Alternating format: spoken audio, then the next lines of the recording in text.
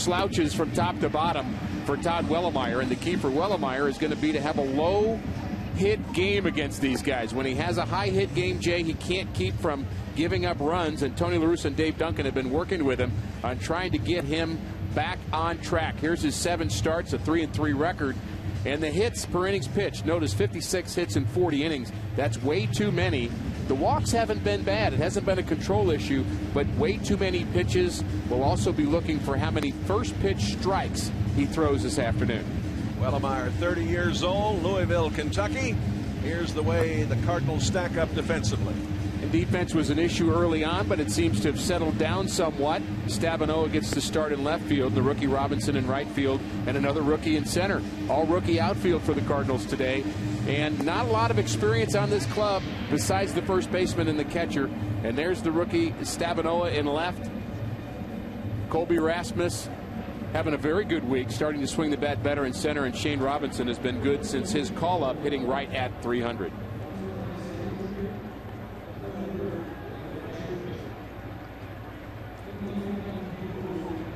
Another rookie, Brian Barton, there at third base today. The plate umpire is Mark Wegner. Tim Timmons is at first, Jerry Davis at second, Jeff Kellogg at third, and Ricky Weeks stands in, batting .274.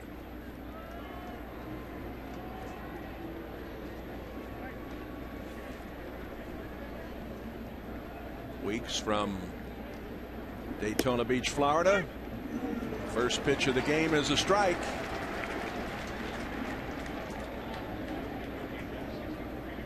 .63 degrees as we get underway.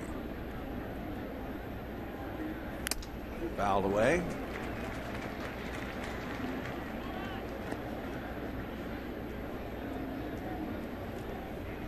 We talk sometimes about players not understanding the traditions of the game, but look at Weeks. He wanted to be right there in the midst of everything with the base burglar, Lou Brock. Well, you've got some problems as a baseball player if you don't know who Lou Brock is, but Ricky Weeks really enjoying that moment with him. And how can you not? By the way, Lou Brock threw a first pitch strike today, so if Todd Wellemeyer keeps doing what Lou Brock did in the game's first pitch, then he'll have a nice afternoon. It is Lou Brock's statue day here at the stadium.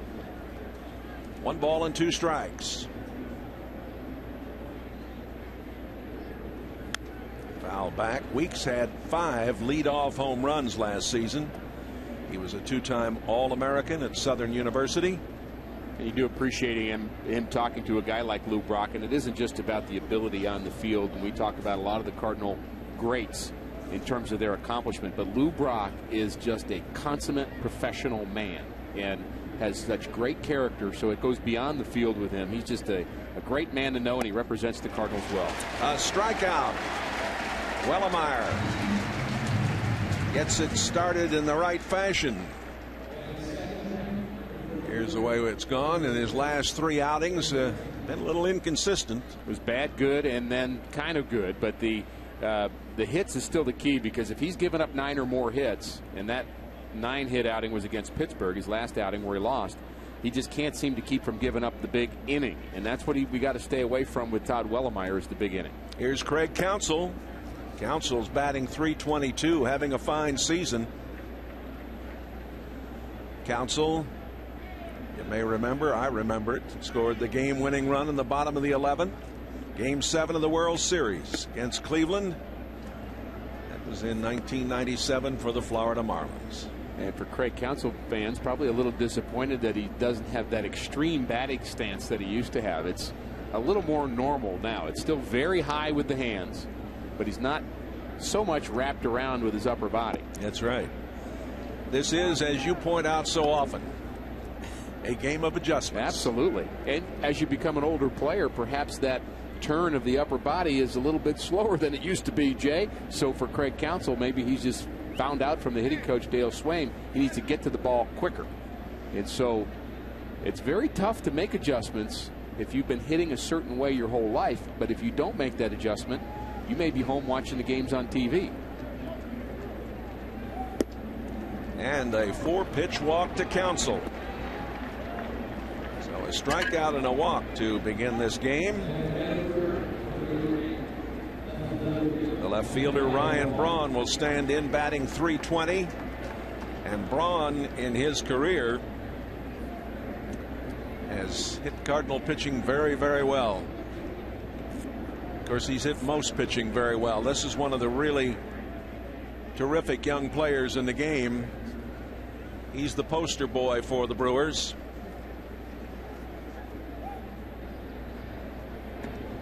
Way outside. National League Player of the Week. May 4th through the 10th. And he batted .458. Dave Duncan's going to have a keen eye on the mechanics of Todd Wellemeyer. He's now working out of the stretch. That first pitch was way off target. And when a pitcher moves from the windup to the stretch, it's a bit of an adjustment for him. It's a different kind of look. And he's had some mechanical issues his last few outings. And that just missed outside. And one of them has been pulling the ball too much to the outside because he's opening up with his front shoulder. So the Cardinal catchers have been trying to get him to come straight to the plate, and maybe what Yadier Molina is noticing there is those last two pitches missed away, 6 straight balls, and you do that and the catcher has to come out and kind of settle you down a bit, remind you of some basics. Frank talked about with Wellemeyer today, said he had a conversation with him. He needs to get the basics, not be too complicated. You really can't be complicated and try to get big league hitters out. La Russa was talking this morning about the wonderful job that Yadier does. So often he steps out and goes to the pitcher just at about the time that Duncan is thinking about doing it. Exactly. And it's always better if the catcher does it first. Absolutely. That's right down the heart of the plate. Just getting underway here. Counsell at first base. 1 on and 1 out. Well, you mentioned down the heart of the plate. That's the problem with being 2-0 on hitters. You throw too many pitches down the heart of the plate to a guy like Ryan Braun, who's a very good young talent. You're going to be backing up some bases. Here's a long one down the line in left, and it is up on the fence and bounces back, and a double for Braun. Counsell at third.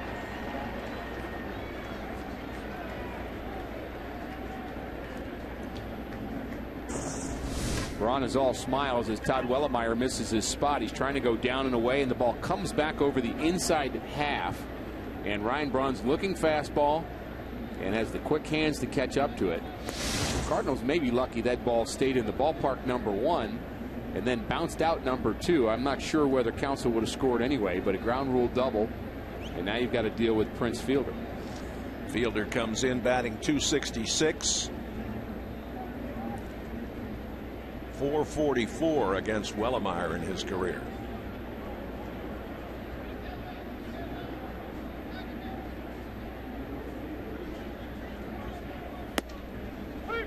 That caught the outside corner.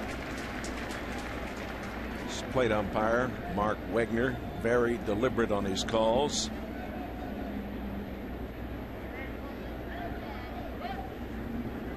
Fielder hitting .357 with 3 home runs and 7 RBIs in his last 4 games. 1 ball and 1 strike. This is what that walk does to Todd Wellemeyer. Now you've got action on the base paths, and now you're picking at a hitter, and then the pitch count gets up, Jay, and it tends to get worse. It's hard to be aggressive when you're always pitching with a runner in scoring position in less than 2 outs, and that's where Wellemeyer is now. Way outside. So you're trying for corners instead of going right at guys, and Dave Duncan has said repeatedly that the problem with his starting pitchers the last 2 weeks has been, if he had to narrow it down to 1 point, they haven't been aggressive enough. And it's hard again to be aggressive when you're worrying about those guys on base. Out into left on the run, Stavinoa, and it is a foul ball. Ooh, that was close, wasn't it? It really was. I had to wait. Finally, we had the third base umpire Kellogg make the call. Well, down in the corner where we can't see from our vantage point, Stavinoa gave it a chase. That ball is about 3.7 inches foul. 2-2 on Prince Fielder. He's on a pace for 131 walks this season. Very dangerous hitter. He's only 24 years old. He seems like he's been around a long time. Sure has.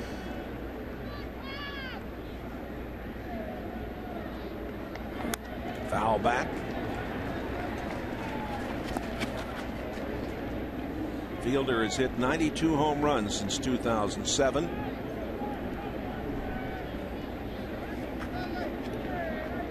Trails only Ryan Howard for the most home runs during that period. Fielder's been good with runners in scoring position. Got him. Oh, that's a big strikeout. A huge pitch for Wellemeyer here in the first inning. He goes up and away to the left-handed hitting Fielder. Most lefties like it down. He goes up and blows it by Fielder.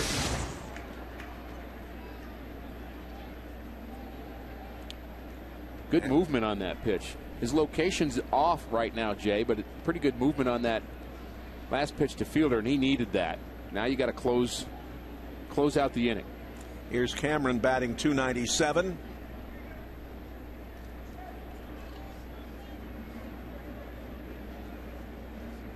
Cameron from LaGrange, Georgia. In for a strike. Cardinals have caught a couple breaks in this first inning. The ground rule double just barely snuck over the wall in left field off the bat of Braun, and then the foul ball from Fielder just a few inches foul. Otherwise Wellemeyer would be down 2-0.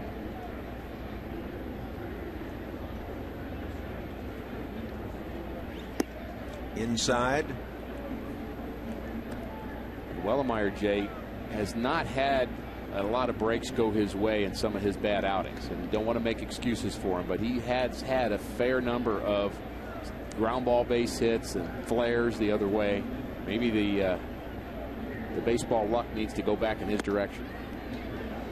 2-1. Cameron plays a fine outfield for this team. He hasn't committed an error this year. He only committed one all of last season. Duncan not pleased at all. He's a little edgy over there right now.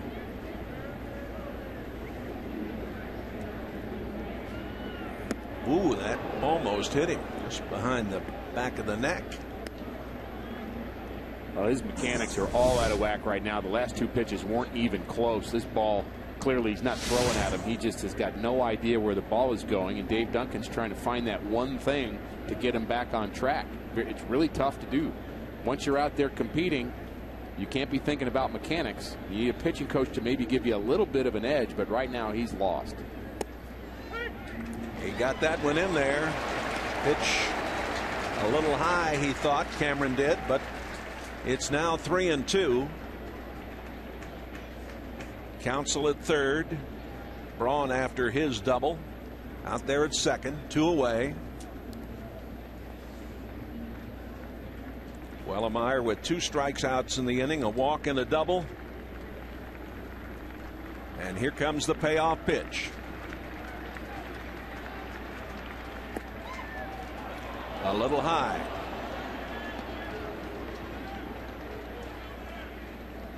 You know, we talked, Jay, about it being a game of inches, and Wellemeyer may have gotten a break. The umpires are still the ones that have to work hard when nobody's watching. Look at the umpires in position. There's the umpire right on the line to make that call, and the home plate umpire is also in the picture, and the second base umpire is coming in as well, just to make sure they get that call right. A strike to J.J. Hardy.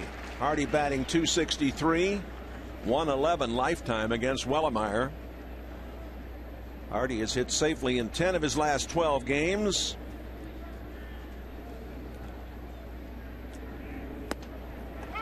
And that's in at the knees, 0-2.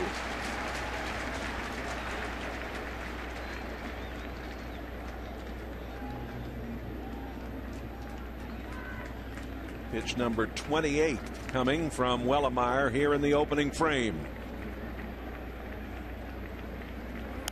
Fouled off. People always ask, Jay, how does a guy throw 4 pitches in a row nowhere near where he wants to, and then the next guy comes up and he paints him on the outside corner. Anybody that's golfed understands that. How do you hit the ball down the middle 3 times in a row and then hit the ball into the street with a duck hook or a slice? It just happens. It's the way it is. Ooh. Just outside. Good spot, though. Of course, the umpire is not going to be giving him any pitches as if he thinks he's doing that on purpose, as he just misses the outside corner, but he does hit the intended target. He's going to have to get the umpire's confidence back at some point. And it's out into right center. Council and Braun will score, and it's 2-0 Milwaukee. RBIs number 20 and 21 for J.J. Hardy. This is a poor pitch from Todd Wellemeyer up in the zone. He's still ahead 1-2 on the count. He throws one right down central, about belt high. And J.J. Hardy knows what to do with it. Shane Robinson hustles over. He has good range in right field for the Redbirds, but the Cardinals are going to have a hill to climb already, Jay. Here's Corey Hart batting .263. Runners at the corners now with 2 runs home. Hart from Bowling Green, Kentucky, 27 years old. And he hit the home run, of course, that won the game here yesterday, 1-0. Inside and tight.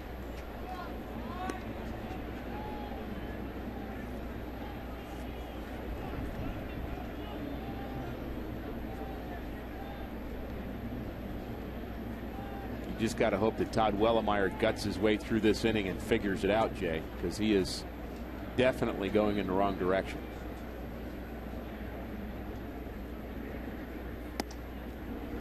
Way high and wide. He's every delivery looks different. He's given Molina a workout here in the first inning. Boy, that golfer we're talking about earlier, they tighten the grip, they try to hook it a little bit, then they hook it, then they slice it, then they hook it, then they slice it. Well, the pitching equivalent is what Wellemeyer's going through here. He's making adjustments, but he's making too much of an adjustment, and he's not comfortable. That is the 3rd pass of the inning. Bases loaded. Here comes Dave Duncan. The inning opened, if you're just joining us, Weeks struck out. Council walked. A double by Braun. Strikeout by Fielder. Walk to Cameron. The 2-run single by Hardy. And then Hart walks. Here's the 3-0 pitch. Is it knee high or is it below the knees? That's pretty close to me. That's probably a strike. But the way Wellemeyer has been throwing, you can't fault the home plate umpire Mark Wagner for not giving him a break. The veteran catcher Jason Kendall will come to the plate with Cameron out there at third, Hardy at second, Hart at first. Kendall batting .216.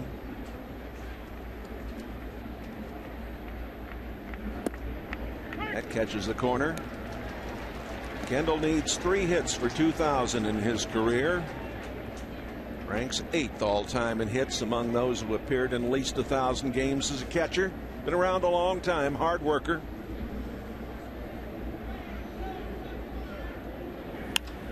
Into right field. Robinson coming on, can't get to it. And here is a throw to the plate and in with another run to make it 4-0. J.J. Hardy. Cameron and Hardy scoring.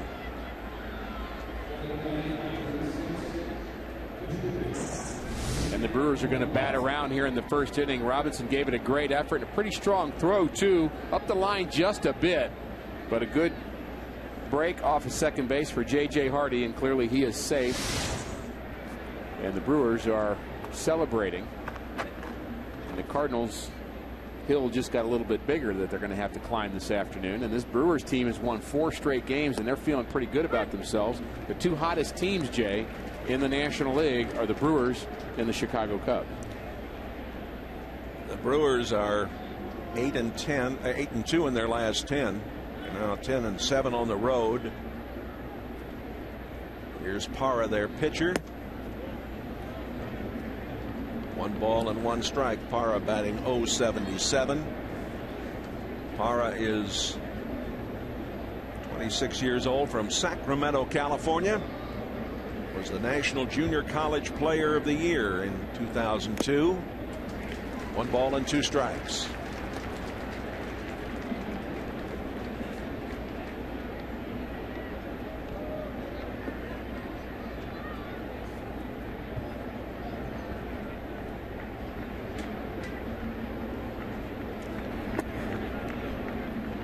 Milwaukee is 13-5 when they score first in a game.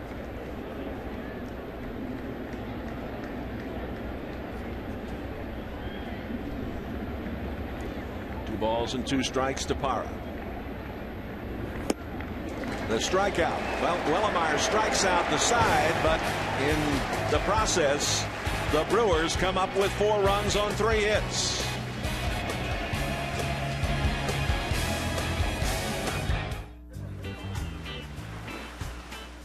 Man, love that drinkability. Drink what?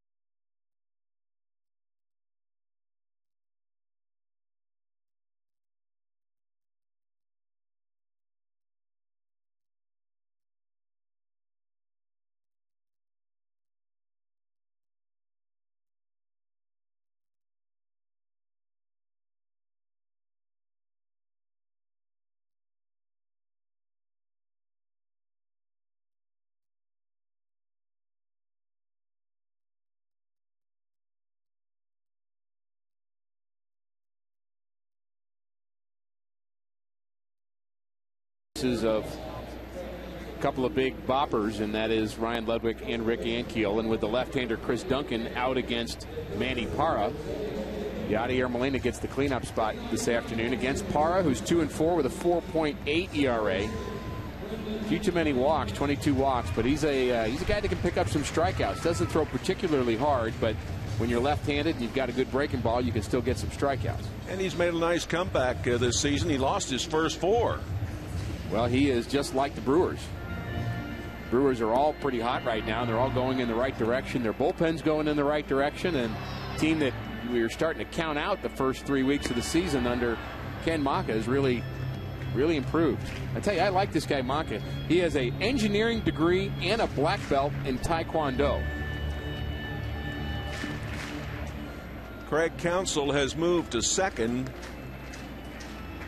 and Hall has gone to third, as Weeks apparently has an injury of some kind. We'll get an update.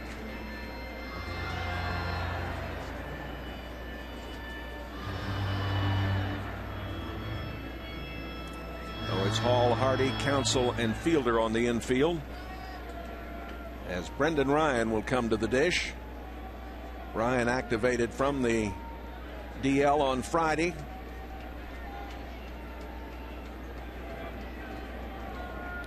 The hamstring problem. Parra's first pitch, inside for a ball.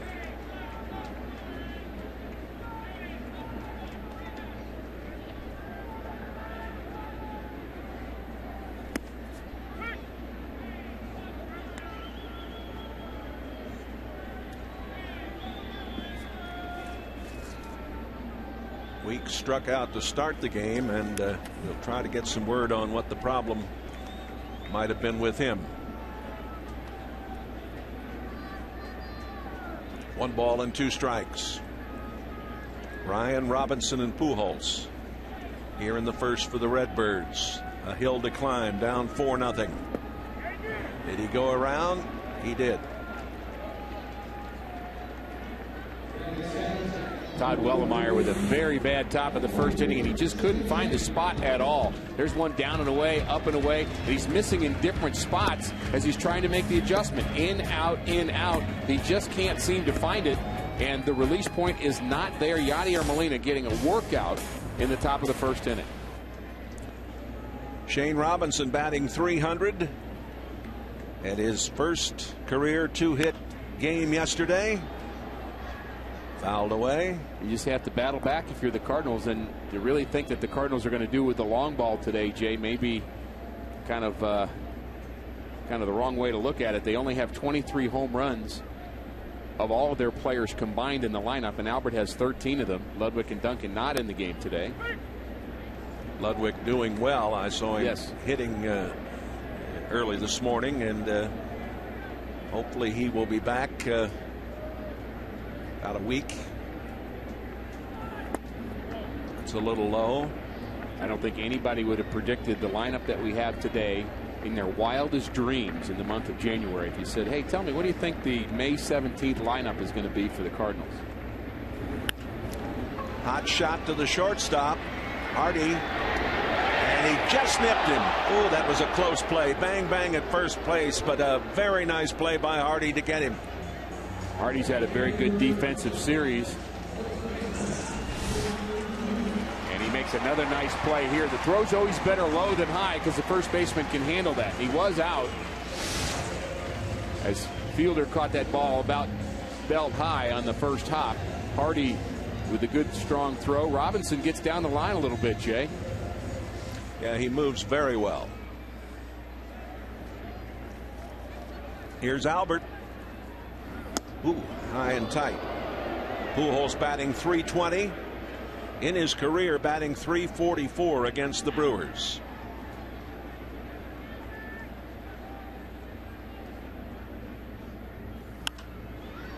Fouled out of play. First pitch was an interesting pitch location to Albert Pujols. I don't know if that ball just got away. Albert did a quick glance back at Manny Parra to make sure that was not on purpose. Sometimes you can kind of have nonverbal cues from pitcher to batter to let them know whether it was on purpose or not. Wellemeyer almost hit a couple of guys in the first inning, but there isn't anybody in the ballpark that thought any of those were on purpose. You could just tell Wellemeyer had no clue where the ball was going. So I don't know if the Brewers took exception to that or not. First pitch high and tight on Albert still makes you think a little bit. 2 balls and a strike. That's low. Parra is not afraid to pitch in. It's one of the things that the Brewers folks talk about him, and he has to do. He's got a good changeup. That's what he struck out Brendan Ryan with. So the complementary pitch is the fastball in on right-handers. There's the changeup. 3-2.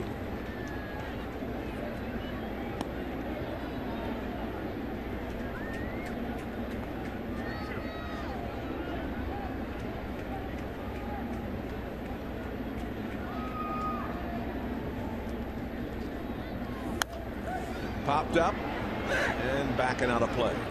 The first inning that we saw at a Todd Wellemeyer, Jay, is the typical kind of game you might see in a minor league game. Not to say Todd Wellemeyer's not a big leaguer, but a lot of guys in the minor leagues struggling to get that right feel, that have great stuff, but you see a lot of performances like that. You look at the guy and say, man, he's got good stuff and he could be a great pitcher, but some pitchers never figure that out. Well, you know, that's what many fans would say at home. Why don't you get that figured out before you come in and start the game? But it doesn't work that way. Here's a walk to Albert. Well, he tried to figure it out. He tried to figure it out with his bullpen session on the side between starts. That's one of the ways you do it. But it's still a feel thing. It's still, I mean, you don't know till you get out there. And I think he had all kinds of confidence coming into this game. And who knows, maybe he'll turn it around. And if he could pitch 5 innings and give up 4 runs, I think that would be some kind of afternoon for Todd Wellemeyer. Yadier Molina's batting .301, hitting in the 4 slot this afternoon.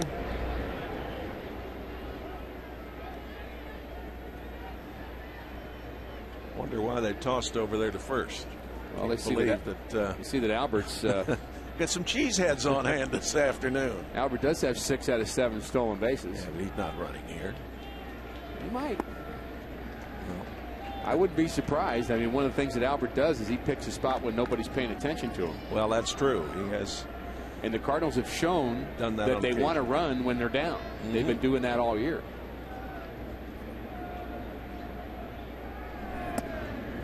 That's high. Molina has hit in 20 of his last 25 games.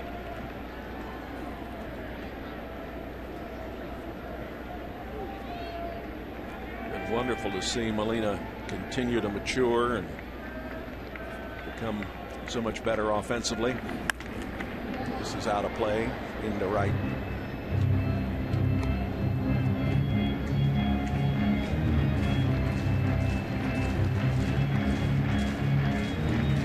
Lou Brock, the base burglar, honored here before the game. The Brock statues presented to the fans today, and I think Frank Cusimano is going to try to get a word with Lou Brock a little later on in the game. Here's the 2-1. It's low, 3-1. You know, Molina's one of those guys you worry about, Jay, how often he plays. He doesn't seem to take many days off, and you know, that job being a catcher is so much different than any job on the field. He's working so much harder physically and mentally for longer periods of time than anybody else on the field. I wonder whether he gets enough rest. After the strikeout and the ground out, 2 walks. Pujols at second, Molina at first, and Nick Stavinoa getting the start in left field today. Stavinoa called up from Memphis on Wednesday to replace Ryan Ludwig. Played in 30 games in the outfield for the AAA club, batting .264. Played with the Cardinals in 3 different stints last season.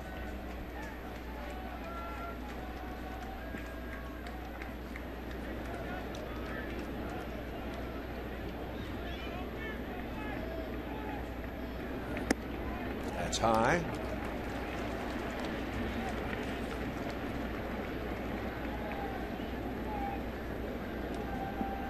And all of a sudden, this left-hander's control is a little subpar.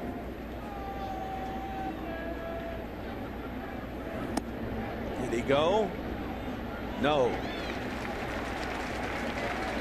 Stavinoa is from Houston, Texas.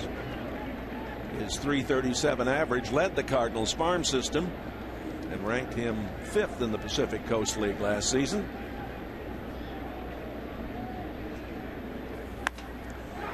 And into short right center.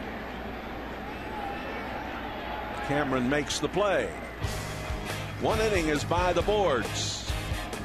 4-0 Milwaukee.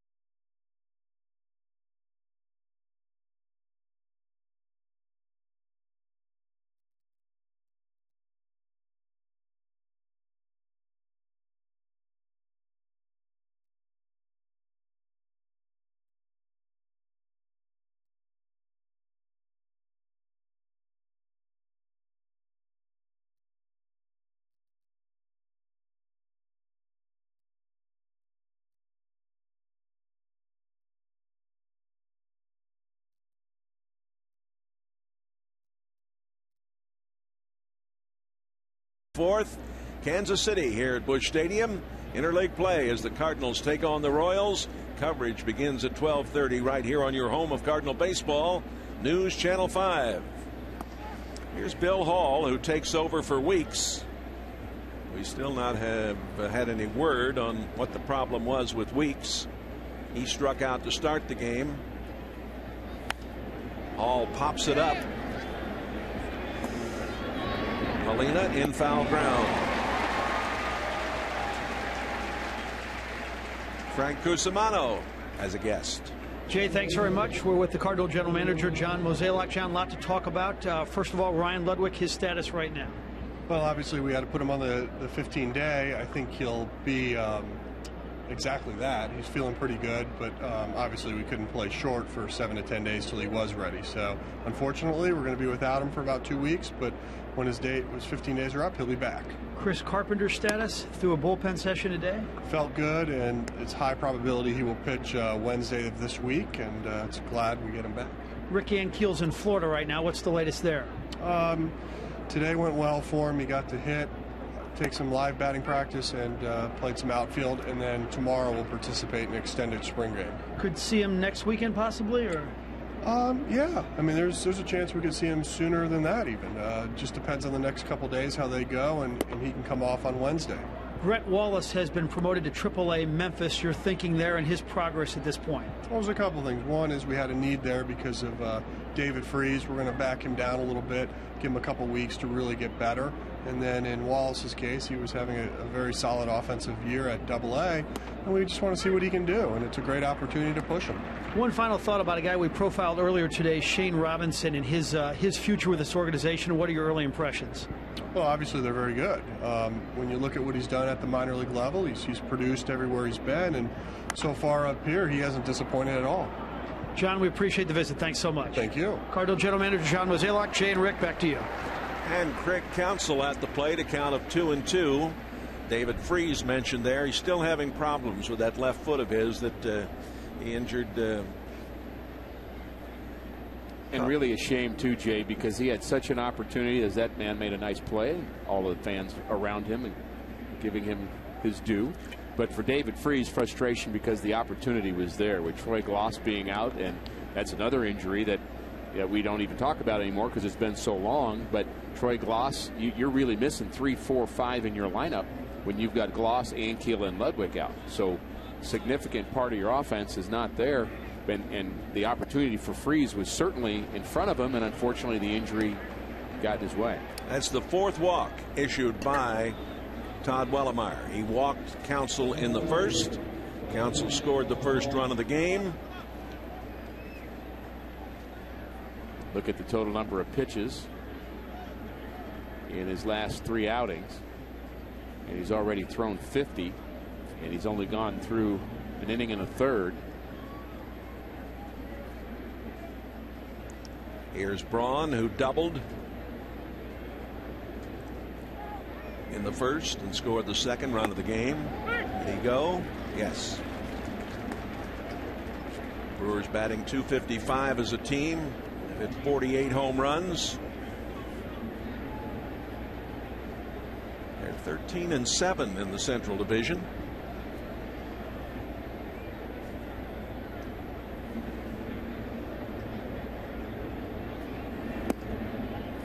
Pitchers always love to talk about it, and so do we in the broadcast world, about the best friend of a pitcher is a double play.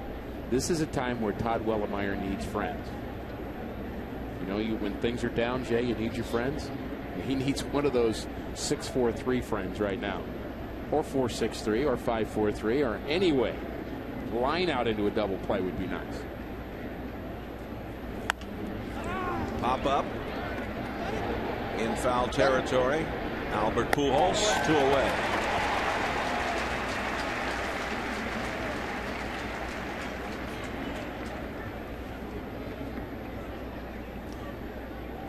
Prince Fielder struck out in the first inning.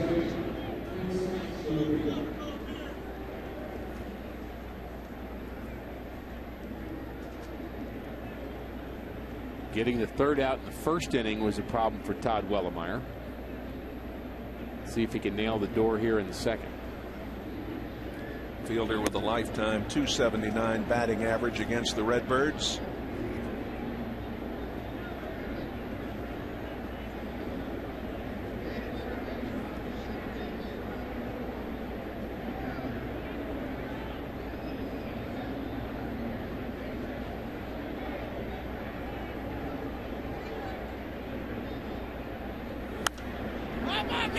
This has popped up and ranging back into the seats. Very little wind here this afternoon.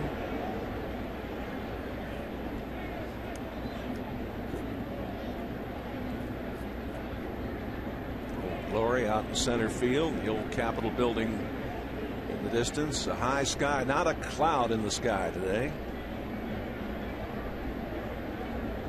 Can make it tough to pick the ball up. Isn't the sky always high? Yes, it is. But I suppose we also could say that it's not high when we have low clouds.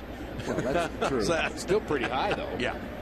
But it does affect the pop-ups for fielders, and depending upon, certainly they always have to deal with the sun or elements in the ballpark, but whether or not there's clouds in the sky does affect fielders. And I noticed that catchers both had trouble finding pop-ups. Yeah. So that's where communication becomes important. The pitcher has to be the one to point them out, and if you're sure you see where the ball is, you're going to make sure you point it out and start yelling to whatever fielder it's going to.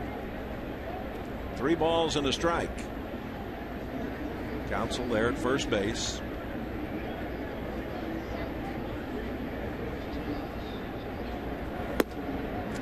The walk is the 5th issued by Wellemeyer. 2 on and 2 out for Mike Campbell, who walked in the first, or Mike Cameron, excuse me. The catcher is not real pleased with the way things are going. Well, he's getting a workout, that's for sure. The most walks by Wellemeyer in a game was against Milwaukee, 5, and his most in his career were 6 against Cincinnati. He's well on his way.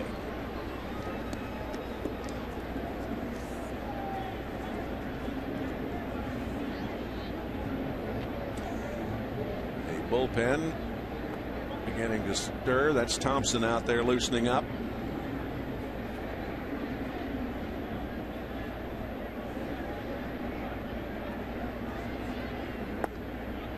Best case scenario for Todd Wellemeyer right now is he looks actually into the dugout after that last pitch. Perhaps he got some instruction from Dave Duncan. With 60 pitches already, best case scenario is to go 5 innings. That ball gets away, but nobody can advance.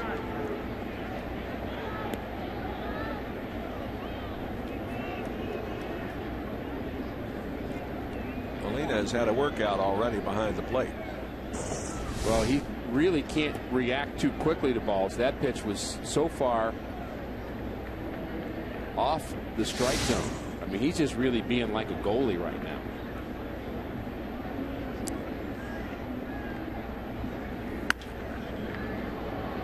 Out into right, headed into the seats. That's mentally taxing too for a catcher, because he's got to really be thinking, you know, where do I go on each pitch, as opposed to having real confidence that it's going to be in the general vicinity. I mean, he's just really being very defensive is the best way I can say it. Of course, it's a defensive position, but he can't be very confident, and that affects also the way you throw, Jay, from base to base. If you're a catcher and you don't know where the ball's coming. 2 on and 2 out. 2-2 the count. The deuces are wild here for Mike Cameron.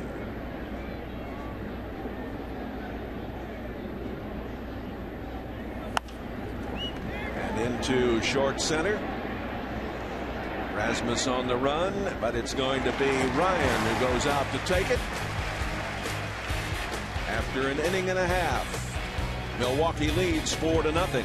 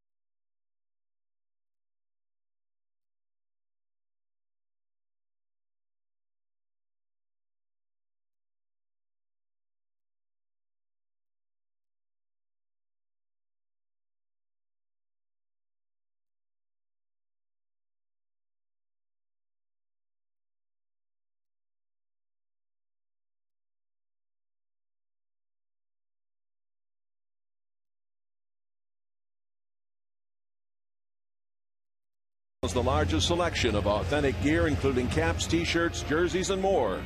Get your Cardinals gear straight from the source. Shop STLCardinals.com. Shop today. Colby Rasmus leads off as we move to the bottom of the second inning. Colby batting .255. Colby getting a chance to play regularly in center field. Hits this one to center field. That's Cameron, who is under it. Makes the play. Colby's had some pretty good at-bats against left-handers. He doesn't really seem like he struggles with them or shies away from them. He seems like he has quality at-bats. He just missed that one, but hit the ball pretty well to center field. I like his approach.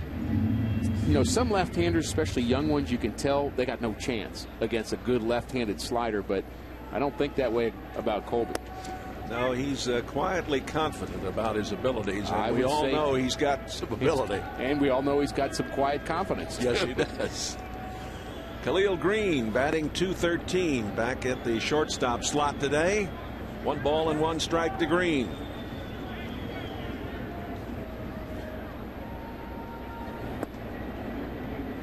Khalil has struggled in the field and also at the plate, trying to get himself on track. He doesn't look like the same player we saw in spring training, but that may have been a bit of an aberration. We'll see. 2 balls and 2 strikes. And what you hope is that the last 3 weeks has been the aberration, and he's really going to have a better year than that. But he certainly is struggling. Strikeout number 2 for Manny Parra. Ryan Barton is playing third today. National League Rookie of the Month for April, batted .385.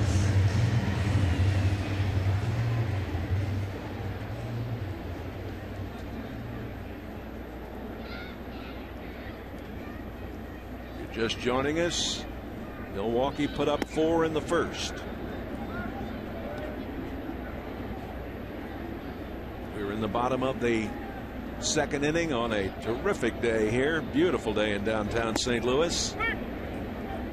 These two teams will meet again tomorrow evening at 7:15 after the rainout from Friday night, rescheduled for an off day for both of these clubs tomorrow. Then the Cubs come to town for 3, and the Royals will be in for the weekend for 3. 2 balls and a strike. Into left field. Ryan Barton has the first hit of the game for the Redbirds. And a nice at-bat for Brian Barton. He'd been painted away, and then finally Parra got one that he could handle on the inner half. And he's been struggling lately as well. Good to see him back off to a good start, and Todd Wellemeyer hits for himself. Now, I know a lot of folks would say, well, Todd Wellemeyer doesn't have it today. Let's go to the bullpen. Why is Tony keeping him in? And I think the answer is you need to have 4, 5, 6, 7 innings from your starter, as much as you can get from him. Absolutely. Otherwise, your bullpen is going to be messed up for this entire homestand. Yeah, and you don't want that to happen with the Cubs coming in and the Royals. That's exactly right. And their day off is gone now because of the rainout. So by having this start go just 2 innings, I mean, there's no way. You'd have to go to the minor leagues and make a move. There's just not that many innings out there, so Wellemeyer's got to try to go 5. Well, there is some good news on the horizon, of course. Carpenter probably will pitch on Wednesday. Ludwig will be all set to go when his time on the DL is up. And Keel probably back by the weekend. Ryan is back and in the lineup today. 1 ball and 2 strikes. And out it goes under the glove of Counsell. Wellemeyer coming through with a single to right.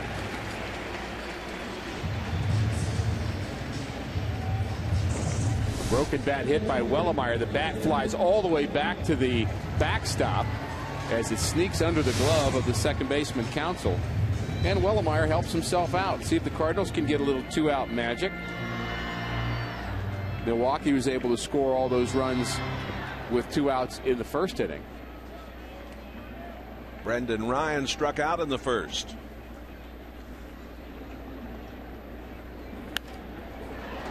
And well hit to center field, but Mr. Cameron will handle that one out there. After 2, Milwaukee has a 4-0 advantage.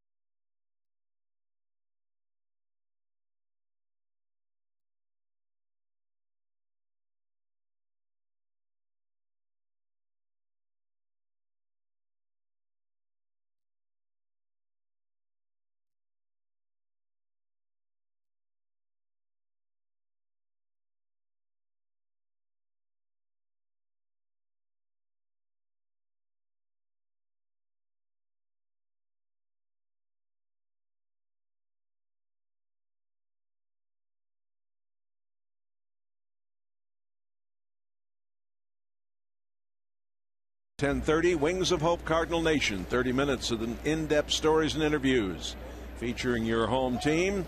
Wings of Hope Cardinal Nation right here on the home of Cardinal Baseball News, Channel 5. We'll need some Wings of Hope today, won't we? Yes, sir. We've got to make a comeback. Hardy, Hart, and Kendall due here in the third as the voice of the Cardinals, Mike Shannon, joins us. Beautiful day, Old Irish. Oh, man, it is fantastic, isn't it? All we need is about 8 runs. And I'm holding you responsible if we don't get them. What do you think of that? Well, it was a really rugged first inning for Wellemeyer. He just couldn't find it, could he? Well, he's still struggling as he gets a little pop-up. And Mr. Gold Glove will take care of that. Albert Pujols as Hardy fouls out, but you know, you just have to go through those kind of days. You know, the biggest problem with this is his pitch count. He's up to like 64, 65 pitches, okay? So he's going to have a couple of innings where he gets by with 7 or 8, or else the bullpen's going to have a long, long afternoon. But these are the kind of days, Jay, that you have to just plug along, and Wellemeyer's done it to this point, and the offense is going to have to kickstart themselves. You know, they got shut out here yesterday, and they've been a little sluggish with the bats. So Parra is a guy that has pitched against us a number of times, but he's never been able to come up with a decision. Here's another one popped up. Yeah. Off the bat of Corey Hart, who walked in the first inning. Look out. It is... Second baseman catches the ball, but you got 3 guys over there. Ryan will be given credit. Green's got to take he's got to take charge there and run those guys away. But here's an inning now. He could get by with an easy inning if he can get Kendall, but Jason will probably take a pitch. Kendall had a 2 RBI single back in the first inning.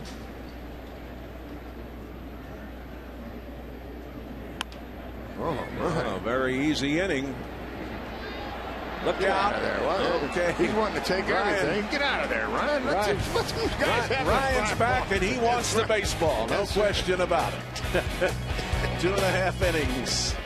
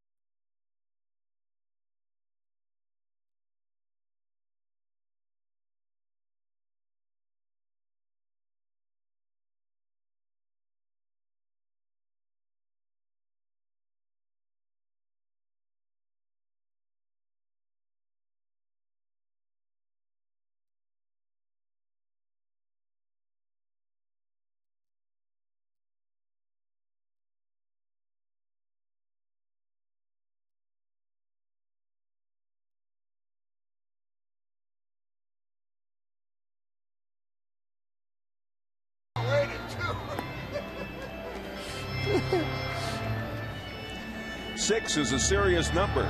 When the Cards score 6, you get a 20-ounce coffee, fountain, or frozen drink for just a quarter the next day at On the Run at Mobile. This is the inning that you need to get it started. You got to start pecking away as you have the 2, 3, and 4 guys, Robinson, Pujols, and Yadier Molina. Yadi hitting in the 4th spot today. Shane Robinson takes a strike on the inside corner. He grounded out back in the 1st inning. Good curveball by Parra then. This young man, the 5th round draft selection in 2006 out of Florida State, where he had a sensational career. Yeah, he broke J.D. Drew's record of hitting in consecutive games. Jay Hardy throws him out from the shortstop position for the 2nd time. Mike, congratulations to you and all of your wonderful volunteers. CBC for another great night at the races last night at Fairmount Park. A sellout crowd, and it was a terrific evening. It was great to see Red Shanedean still on hand, and Roy Sievers, an old ball player and a dear friend. Hate to see him out. You know what, Ted Williams said that Roy Seaver had the best right-handed swing of anybody in the history of the game. Well, he was a good one. I watched him as a kid for the Washington Senators, of course, and here's Albert now. Yeah, he made all that money up there with Washington. No, nobody made any money. I think the highest he ever made was $20-some thousand. The Silver Fox, Clark Griffith ran that team, and boy, you talk about a tightwad. 1 ball and 1 strike. Thank you, and thank all of our celebrities for coming out last night. I want to thank the Fabic Tractor Company and Marie Davila, Rich Riesenbeck from Golden Eagle, and all of our supporters. They've done such a great job over the years, and all of the folks that come out and have fun with us. Albert really had a great swing there, but fouls it straight back. He's trying to rip everything over the wall of late. Albert? Well, we're having a problem with a couple of guys out right now, Ludwig and Ankiel, and he's trying to carry it all, isn't he? Yeah, and he can't do it. He's just got to get back to hitting it where they pitch it to him. And he hasn't been doing that lately. He's been jerking out, trying to pull the ball and trying to hit the ball over the wall. That's just my observation. You don't trick anybody. Everybody knows what they're doing in this game, and he's trying to get him to throw this. Now he'll change up and try to throw this screwball outside. And he gets it right there, and then he gets the strikeout. Albert's trying to pull all that stuff, you see? Yep, that's the 3rd strikeout for Parra. Cardinals baseball is brought to you by Bank of America. Cardinals banking only at Bank of America. Yadier Molina walked in the 1st inning. And as I mentioned to Rick, with that 1st inning that Wellemeyer had, Yadi has had a workout already here today. Yeah, he's jumping around behind home plate back there. But, hey, you're going to have them again. Here's the strikeout of Albert. Let's see if he's pulling his head now. Watch his head. This pitch is going to be outside. See where his head goes. See him pulling his head back out of there? See? Normally you see him right down on the ball, but see him pulling that head back now. The reason I noted is because I did it all the time, so I'm an expert. I know it. You've been there and you've done that. Been there, done that, and somebody will pay. Or Albert gets back to where he's taking that pitch where it's pitched, then they're in trouble. Bill Hall now playing at 3rd base for Weeks. We still haven't found out what happened to Weeks, but we'll get some information a little later on.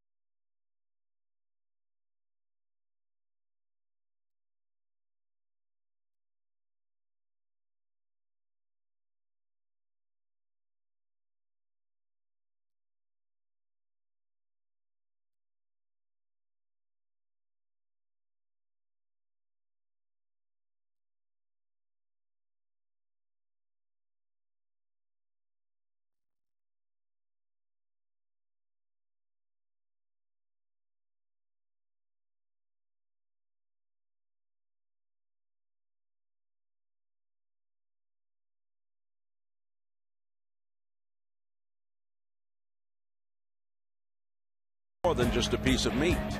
By Bank of America, Cardinals banking only at Bank of America. And by Schnucks, where you'll find low prices, no sacrifices.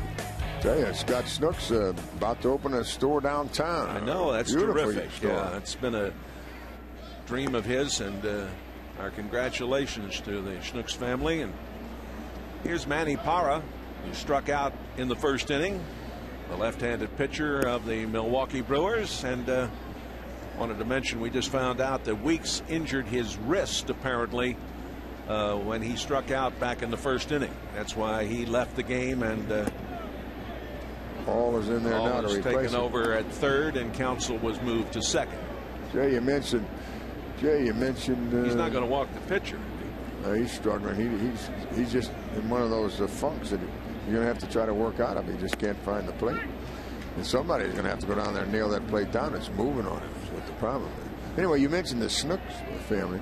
What a great job they've done with their businesses, but what a great corporate citizen they've been for our area. Oh boy, all through no the years. question about that. Well, that's there's half a walk dozen. number 6. Half a dozen in the walk department. Cardinal fans, when it comes to tickets, you deserve Major League service. So go online to StubHub, the official fan-to-fan ticket marketplace of the St. Louis Cardinals, and the only site with Fan Protect guarantee. Bill Hall popped out to Albert in foul ground, or to Molina. Here is a double play ball, and they turn it. Maybe that's the spark that this Cardinal club needs. We got rid of that walk, the 6-1 when he walks the pitcher. Now it's Counsell who comes in there, but he's struggling. There's no doubt about it. But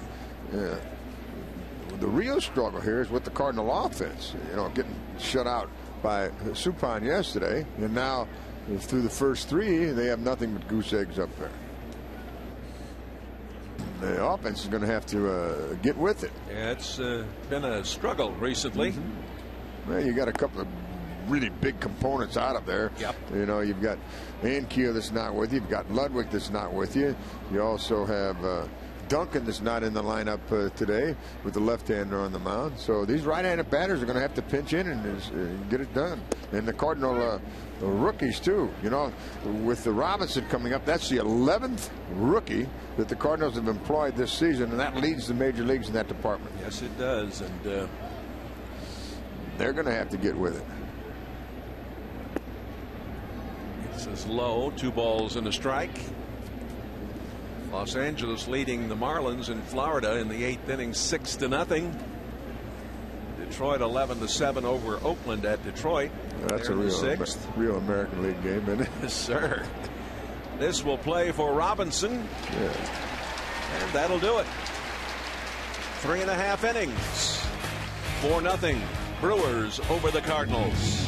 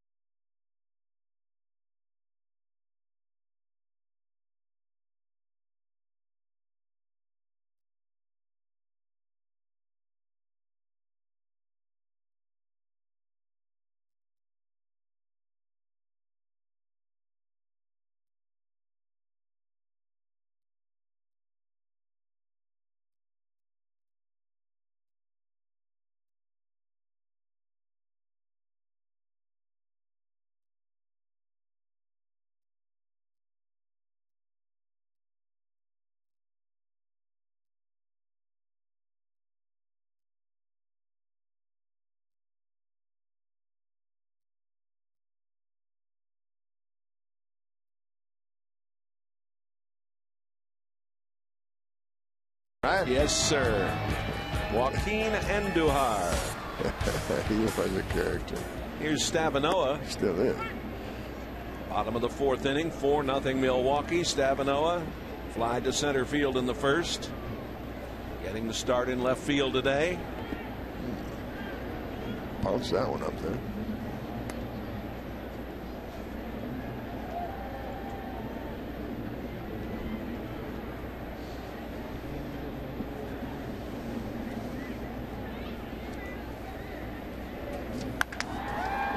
In the hole. Handled by J.J. Hardy. How would you like to recognize someone who may have done something heroic or extraordinary?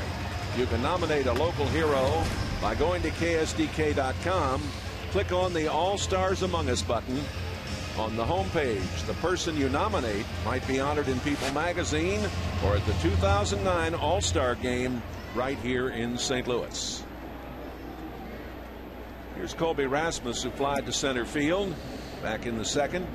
Now here's a young kid that stands in against left-handers as good as any left-handed batter. Right. Young guy coming up. Rick Horton was mentioning that earlier, Mike, how comfortable he looks against left-handers. And if that's the case, he'll wind up getting some long balls against left-handed pitchers because they'll hang him some breaking balls. Cameron makes the play, and on both occasions, Rasmus has flied to center. Baseball's best rivalry returns to Busch Stadium, and the Cardinals and the Cubs get together May 19th, 20th, and 21st. There's still great seats available for all three of those games, so lock in your Cards Cubs tickets today at stlcardinals.com. That's Tuesday, Wednesday, and Thursday. And Thursday is the first lapel pin day for the All-Star Game, 1940. You know when the All-Star Games were here? 1940, 47, 57, 66, and now 09. This ball coming into the right side, and a good play made out there. My goodness, it didn't look like Corey Hart had a chance to get to it. He banged against the wall and came up with it.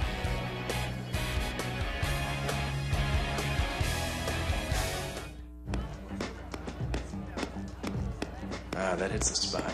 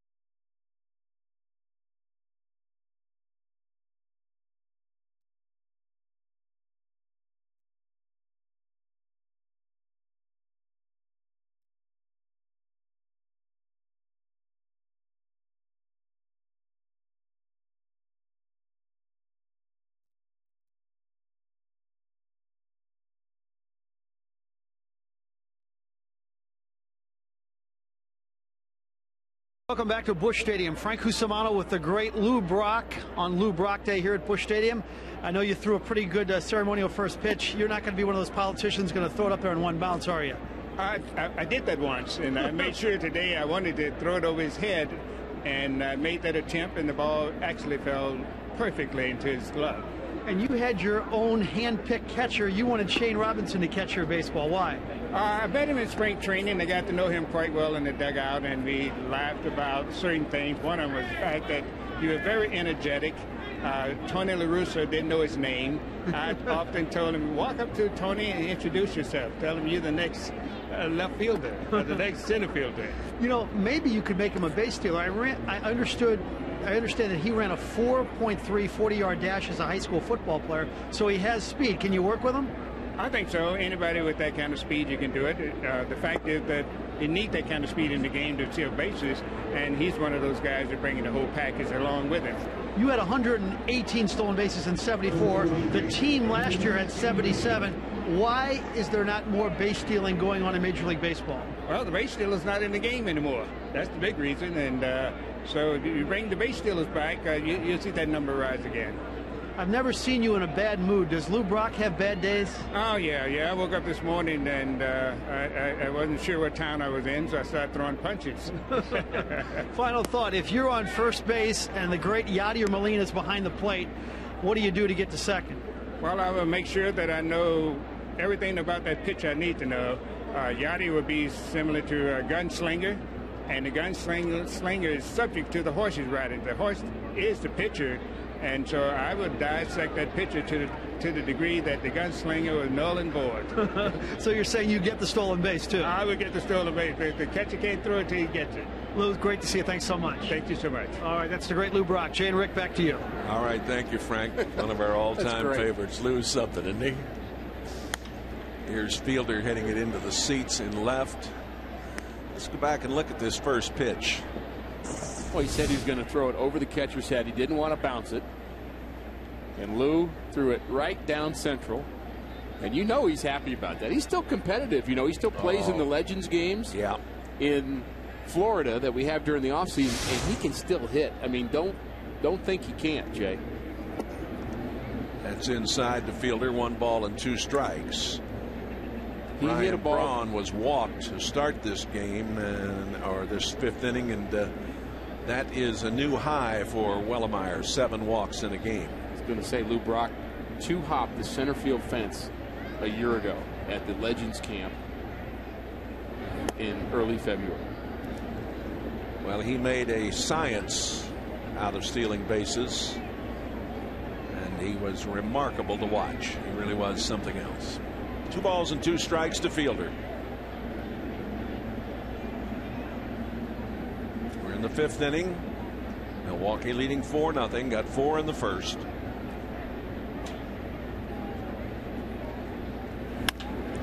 Double play ball. 4, 6, 3.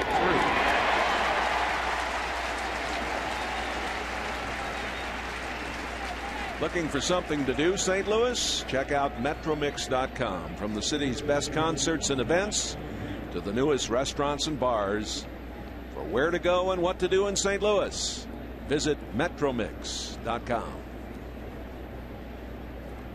Mike Cameron has walked and scored and popped out this afternoon.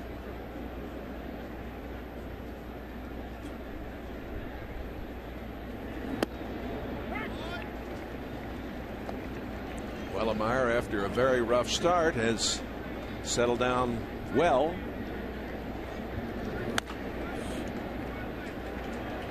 Barton throws across. 4-0. Milwaukee.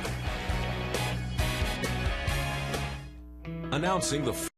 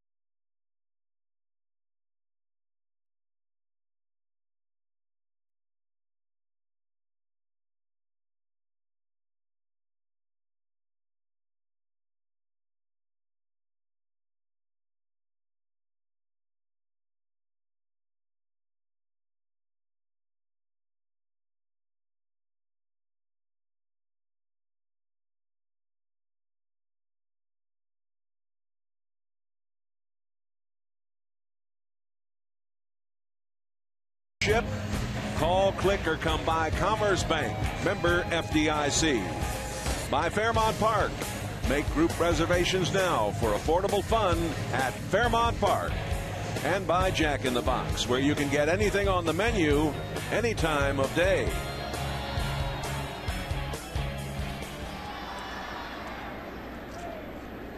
Here's Brian Barton. Barton from Templeton, California. Signed originally by the Diamondbacks. 6th round pick in 2002.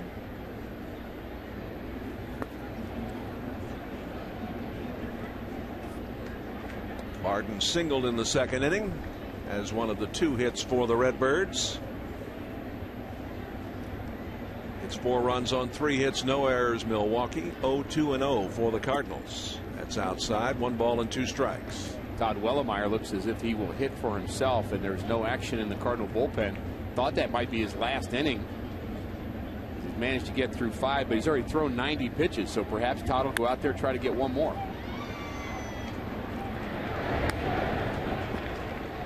Barton is out as Hardy throws him out from the shortstop position. A lot of action for Hardy out there today. The difference is drinkability. And what's on tap tomorrow? 6:30 on Fox Sports Midwest. The Brewers and the Cardinals in the final game of this 3-game series. They're playing on an off day after the rain out on Friday. Wellemeyer singled in the 2nd. Todd's batting average at 200.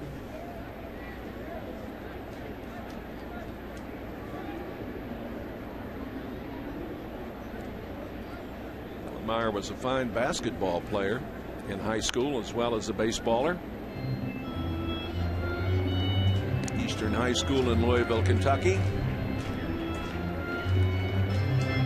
He attended Bellarmine University over in Louisville for a couple of years. 1 ball and 1 strike. Outside.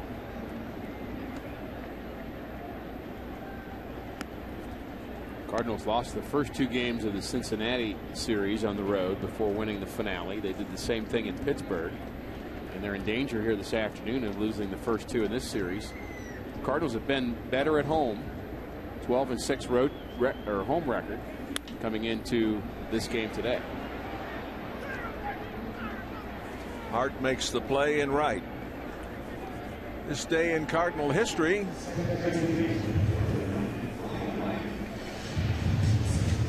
Presented by Commerce Bank. The first televised baseball game aired on an experimental station in New York. Princeton beat Columbia 2-1. The director was Harry Coyle, my late great friend at NBC.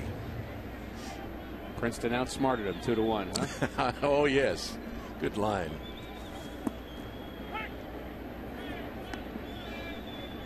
You know, we talk about how Wellemeyer's trying not to think too much and just react. Imagine those guys in that game, Columbia and Princeton, probably a lot of thinking going on. Ryan has struck out and flied to center field.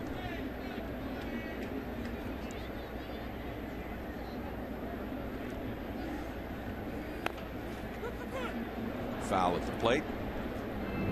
It was such a shame when Brendan Ryan got hurt. He hurt his left hamstring running a ball out hard, which he always tends to do. He's playing so well defensively and really starting to get it together offensively. When he came back and went on the minor league rehab, he was 0 for his first 10 down in AAA, so he wasn't really swinging the bat well when they called him up at all. But the Cardinals really need to have some life in their lineup, so he got the call. And the play by Parra. He doesn't make it. He knew he couldn't get it there in time, and he didn't even take a chance. Pretty smart. Infield single for Ryan. Trivia time presented by Schnucks. Who's the only player in Major League history to lead the league in triples, home runs, and RBIs in the same season?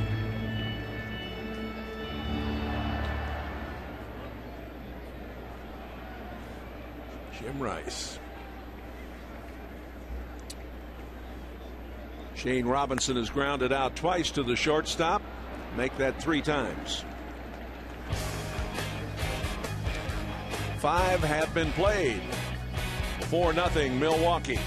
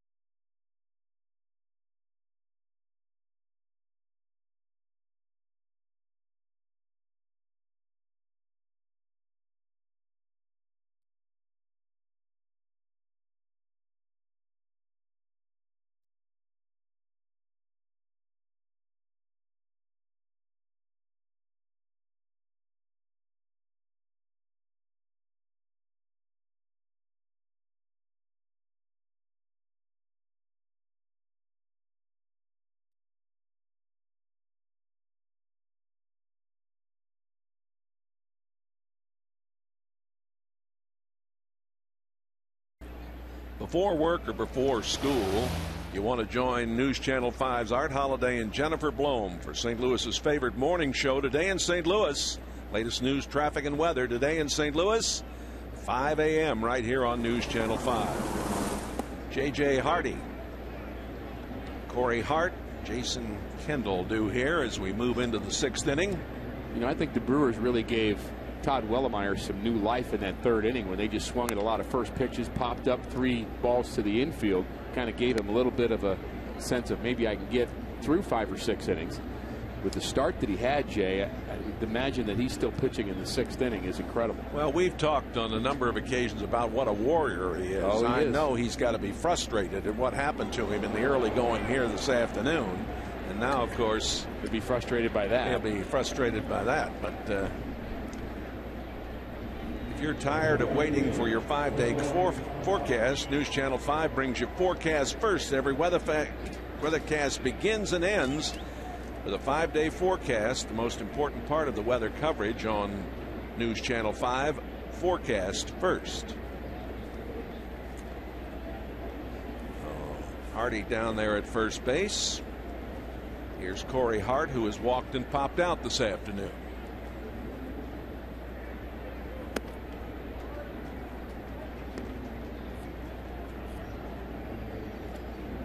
Minnesota and the Yankees playing at Yankee Stadium, 8th inning, 2-2.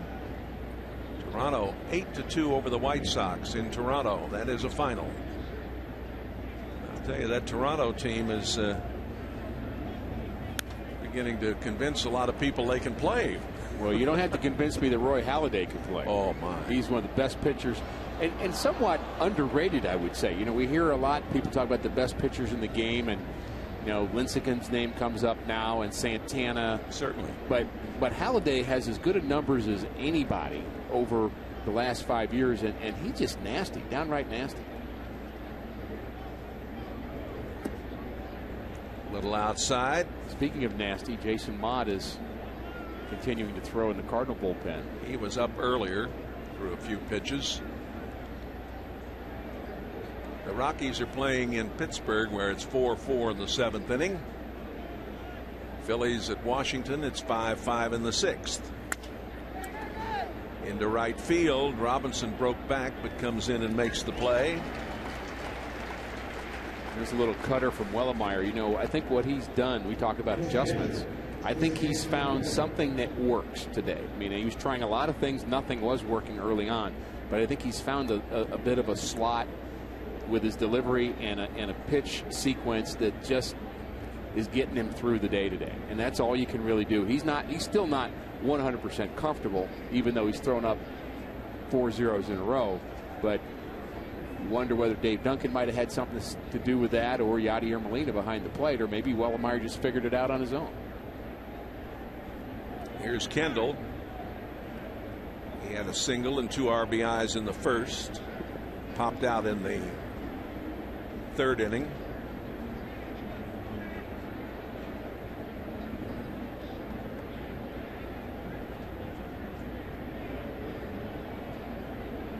Ara out on deck. Hardy down there at first, and it's low for a ball.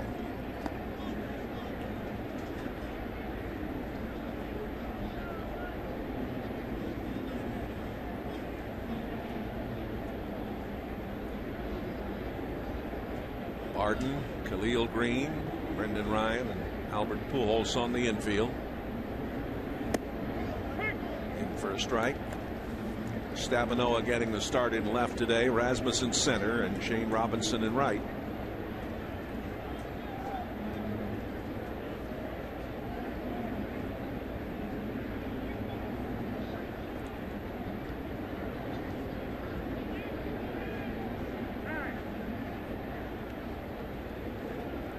Kendall's dad was a fine player in the major leagues and later a coach. That catches the inside corner. Remember when he was on the staff out in Colorado when Buddy Bell was out there. Kendall's had a good career. He's a solid citizen and gives you a very professional performance. I like what he does with his fingers. He's always done that. They teach you not to over grip the bat. And, you know, for young players, one of the things that you can do that makes it tough to hit is when you squeeze the bat, and they'll tell you to relax your fingers and just kind of, well, this is a little over relaxed right here, but a lot of movement with his fingers, but it keeps him from gripping the bat too tight. Because when you grip it too tight, you cannot get the bat through the zone. On the run, Robinson, he's there. It creates too much tension, doesn't it? Exactly right. For a complete wrap-up of all the weekend sports, don't miss the Don Brown Deal Sports Plus. Join News Channel 5's Rennie Knott and Frank Cusimano for highlights and coverage of all your hometown teams. The Don Brown Deal Sports Plus tonight, following late news right here on News Channel 5. Frank, you have a little more for us about teases for tonight's Sports Plus? Yeah, Albert Pujols with some very strong comments on steroids in a real candid interview with Rennie Knott tonight on Sports Plus. He could not have been more passionate about the subject. We're also going to talk with the former SLU coach Brad Soderberg, who's now back in town at Lindenwood University. Yeah, Rick and Jay? Our congratulations to Coach Soderberg, who is going to take over the basketball fortunes out at Lindenwood. Can tell you how happy I was to hear about that. Brad is an outstanding individual, great basketball coach. He's a great friend, and I'm glad he's back. Yeah, Lindenwood's just a fine institution too. I think it's a great connection, and we're glad he's back in town. 1 ball and 1 strike to Parra. He struck out and walked. Fouls it back against the screen.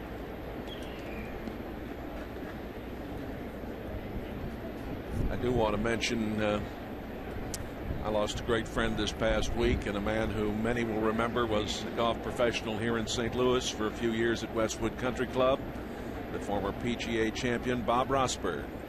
Rossi passing away out in Palm Springs, California at age 82. Ooh, and now Parra gets hit.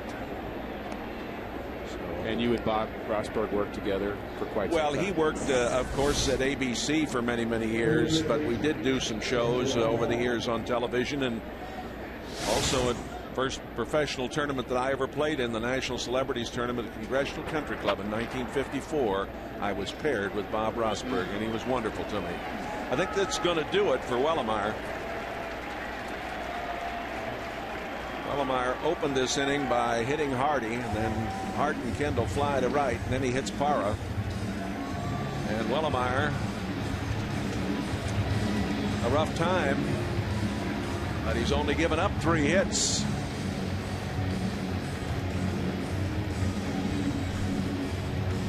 It's the Verizon call to the bullpen.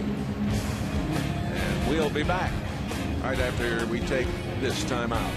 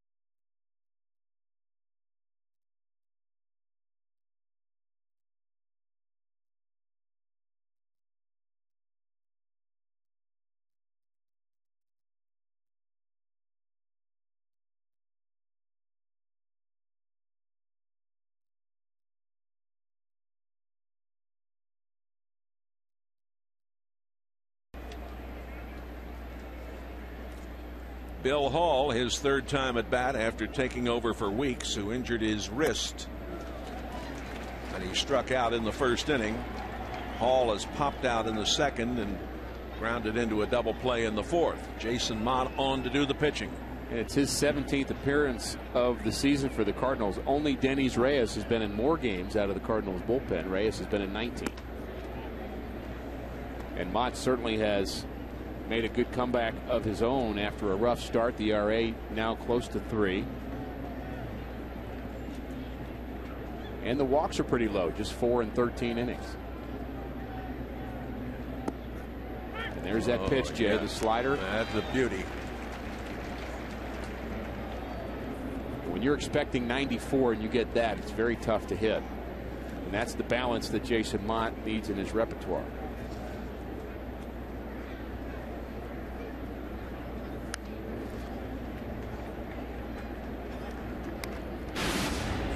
Seconds ago, a little visit with Wellemeyer and Loesch talking things over.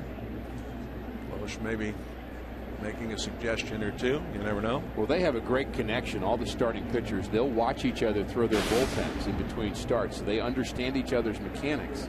And what Dave Duncan has said is he likes a little bit of coaching, but not too much. Green throws out Bill Hall. It's still 4-0 Milwaukee. It's not just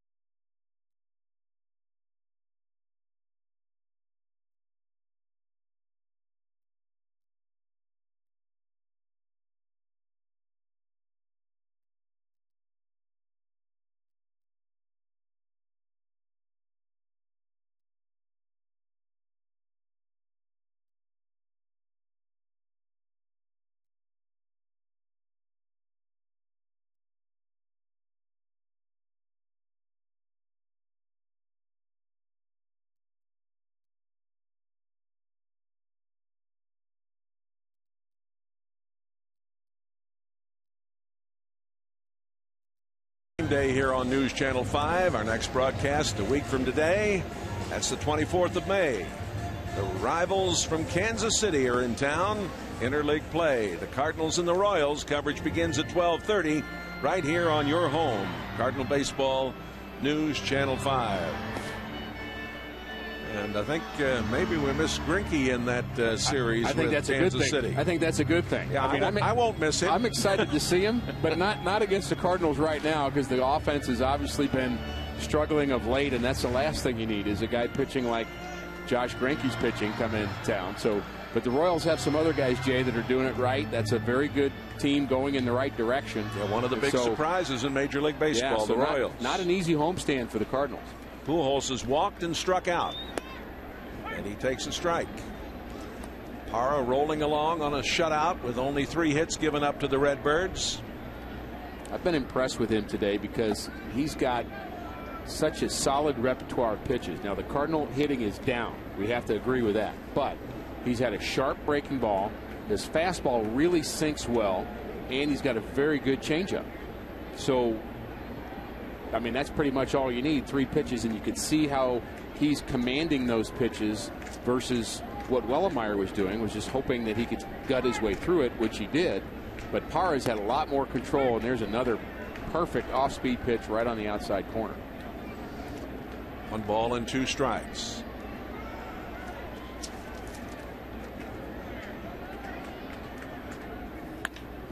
Albert rips this one to left center, and Cameron can't catch up with that one.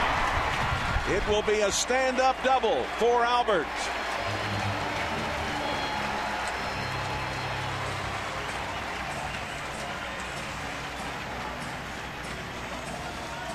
And Albert hit that ball pretty well. I think the wind keeps that ball in the ballpark and knocks it down as he goes out to get it. And I think he thinks he got it as well.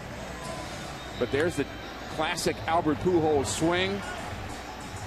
And that's as hard a ball as we've seen all afternoon hit against Manny Parra. Yeah, and the wind has picked up, Rick, as you mentioned, and it's blowing off to, or from out of left center.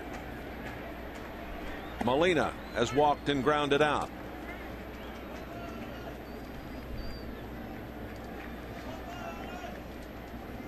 There you can see the flags have picked up.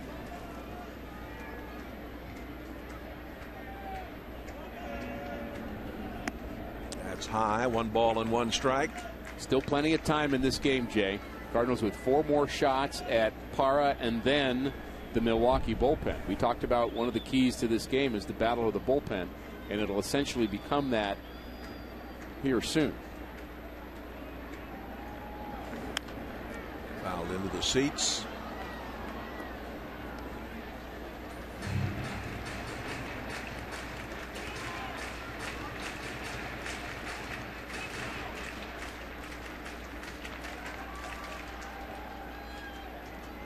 Washington has taken the lead over the Phillies 6-5 at Washington in the 6th.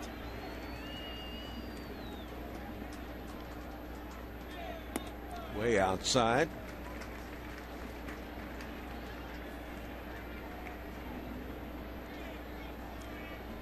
Albert out there looked like he had a pretty good lead last time. Let's see what he does here.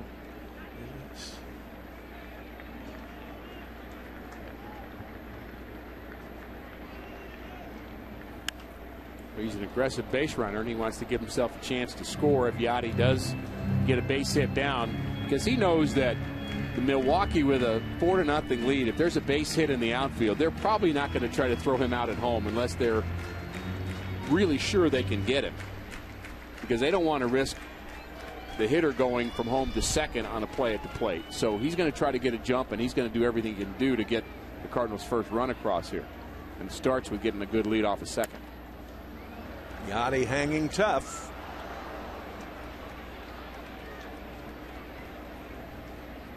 This team, of course, has had some real pluses at the end of their pitching days because of Hoffman. Yeah, he's such a pro. You got to try to get as many runs as you can. You can't expect to do a lot of 9th inning damage against Milwaukee, but the Cardinals have hit Hoffman before. It's possible. And we have to remember that the Cardinals do have Chris Duncan, a little firepower on the bench, also Schumacher from the left side. The Brewers with just one left-handed reliever in their bullpen. So you get in the bullpen, and you're probably going to end up seeing right-handers late. Chris Duncan, like to get the game close enough so you could get him within striking distance if we see him as a pinch hitter late in the game. Albert out at second with the leadoff double. 2-2 to Molina. Stavanoa on deck. 4-0 Milwaukee. We're in the bottom of the 6th inning. A full count. Elsie Hittmeyer is watching our telecast today from Mount Olive, Illinois. She sent all of her grandkids and her great-granddaughter to the ball game today, and she's watching on TV, and they wanted to say hi to you. Very nice. Payoff pitch coming to Yachty. He walks. That is the 3rd pass issued by Parra.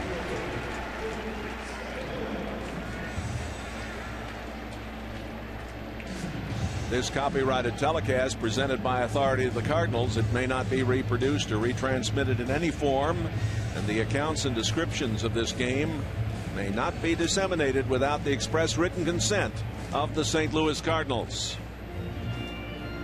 Stavanoa has flied to center and grounded out.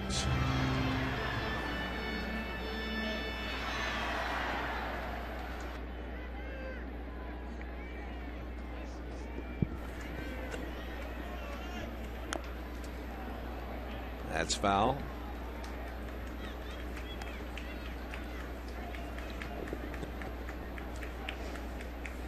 Cardinals could use a gapper here. Stavanoa's got a little bit of power, Jay, but he's more of a gap power guy, I would say. Well, there is a gap in left center.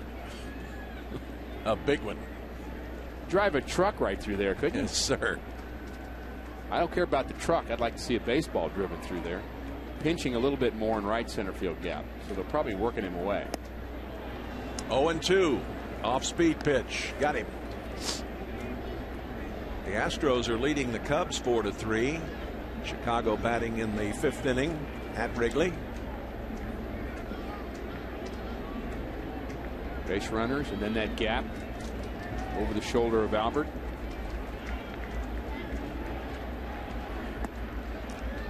One ball and 2 strikes. They're playing Stavanoa extremely to hit the ball in the other direction, as he is almost in right center field. Center fielder Cameron. Mistake in could be trouble for the Brewers. 2-2. Cameron out there in center field does a terrific job. He can really cover some ground. And Braun's becoming a better outfielder in left. This is a pretty good defensive outfield. Cameron's the best of the 3.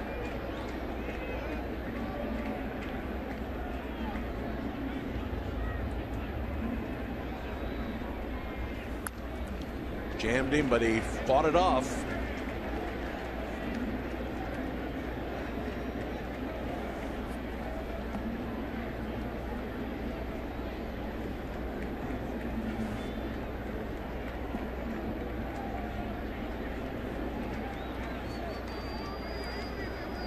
It's about done. Pitches, yeah, 90 pitches popped up.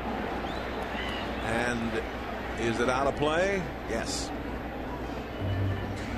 Well, the fan had trouble with the high sky there too, Jay. Fan couldn't catch that ball.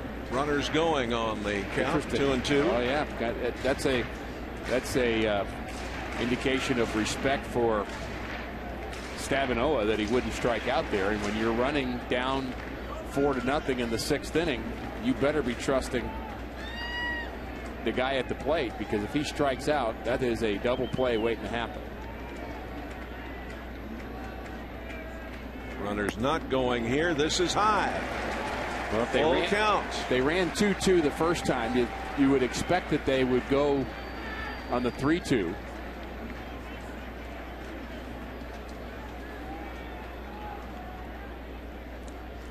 Pujols at second. Molina at first.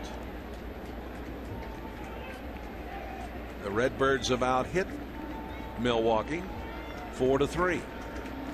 Counsell was pinched in on Albert at second base because he knows that this may be a count that he runs on, so he's holding him a little closer now. Now he's backing away. Runners go down the line in left. Albert comes home. Molina into third, safe. Stavanoa delivers, and the Birds have life here in the bottom of the sixth. A big hit by Nick Stavanoa as he pulls this one, a high pitch down the left field line, and with Molina running on the pitch, he's able to go first to third. Albert scores easily. Close play at third, but Molina slides in safely. Bill Castro, the pitching coach, out to talk to Parra. Bill Castro has been around a long time in this organization. He's seen the Brewers come from a team that was a lower division team to a team that's competitive, and a good baseball guy.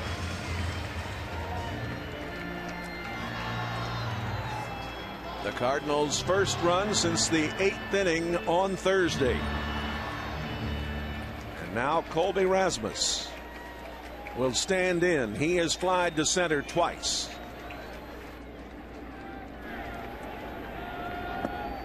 It's low. Cardinals did have a couple of runs on Friday. Unfortunately, they didn't count, and Colby Rasmus accounted for those runs with a home run that got wiped out because of the rain. And he represents the tying run. Oh, he had a cut. He did, and I just like his approach to left-handers. You don't see any bail at all. You don't see him pulling his front shoulder. You don't see him uncomfortable with his lower half. He's flown out a couple of times, as we mentioned, but you know, very close to hitting the ball. Those two balls right on the nose.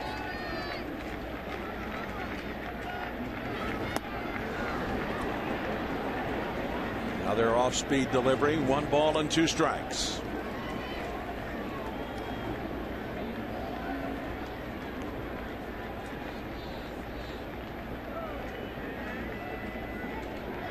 Right center field gap is open for Colby.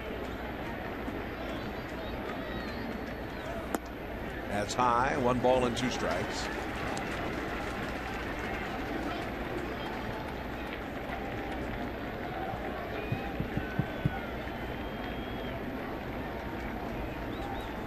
I said 1 ball and 2 strikes. I meant to say 2 and 2.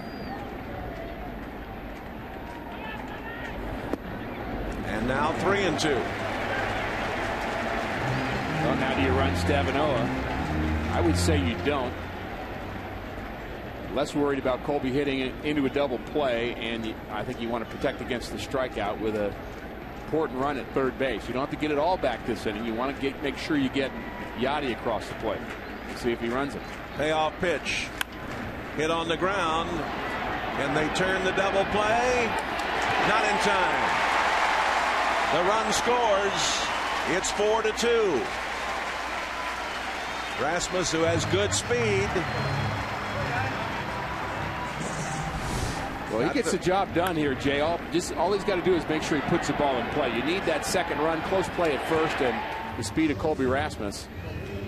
A little bit slow on the turn as the throw was low from Counsell. Nick Stavanoa went in awful hard, didn't he? Yes, indeed.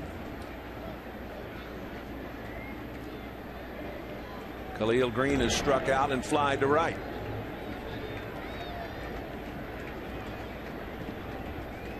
Colby's 1 for 1 in stolen bases. More apt to see a hit and run, I think, with Khalil Green, who's been struggling at the plate.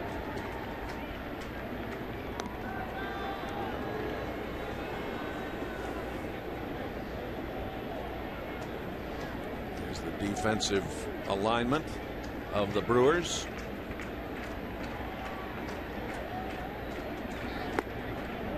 That's low. Another final to report to you. Detroit playing at home defeats Oakland 11-7.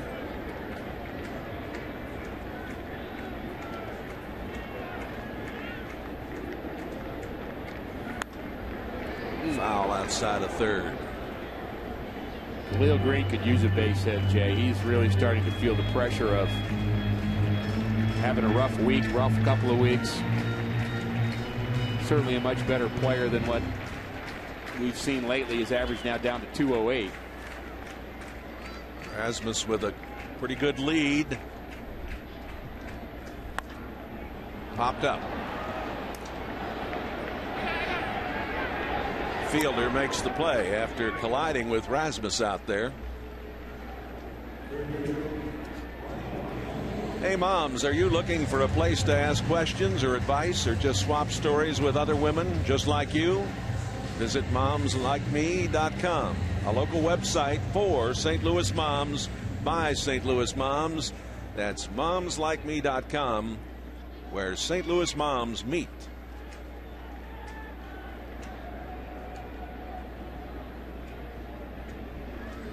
Brian Barden, single in the second, ground out in the fifth.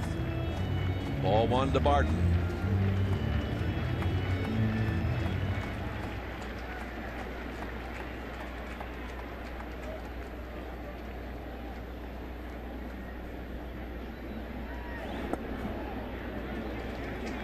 Two balls and no strikes.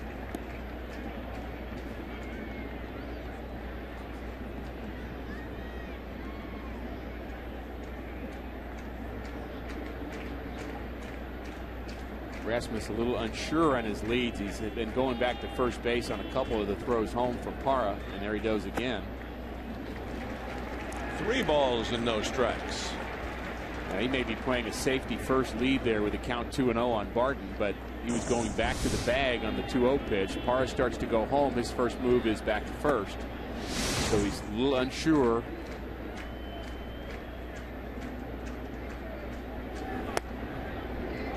The walk. Mott was out on deck, but he'll be coming back. That is the 4th pass of the day given by Parra.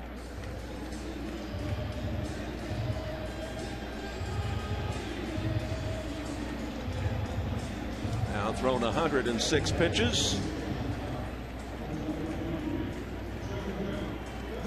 I think here's the case. You pinch hit Joe Thurston. You're going to hit Thurston against the pitcher who's in the game, who's thrown 106 in Manny Parra. If you bring in Tyler Green to hit now from the right side, you're going to be facing a right-handed fresh guy in the bullpen.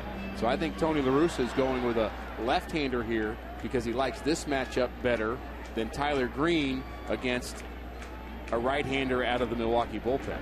Oh, almost over everything. Well, he looked like he got his spike caught on the rubber, or maybe on his landing foot.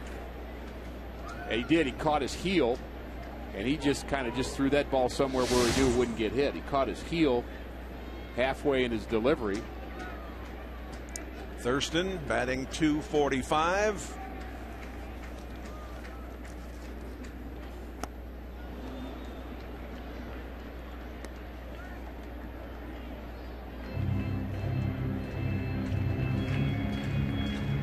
I said I wanted 2 runs, Jay, but now now you get a little greedy. You got another runner out there in Colby Rasmus with fairly good speed.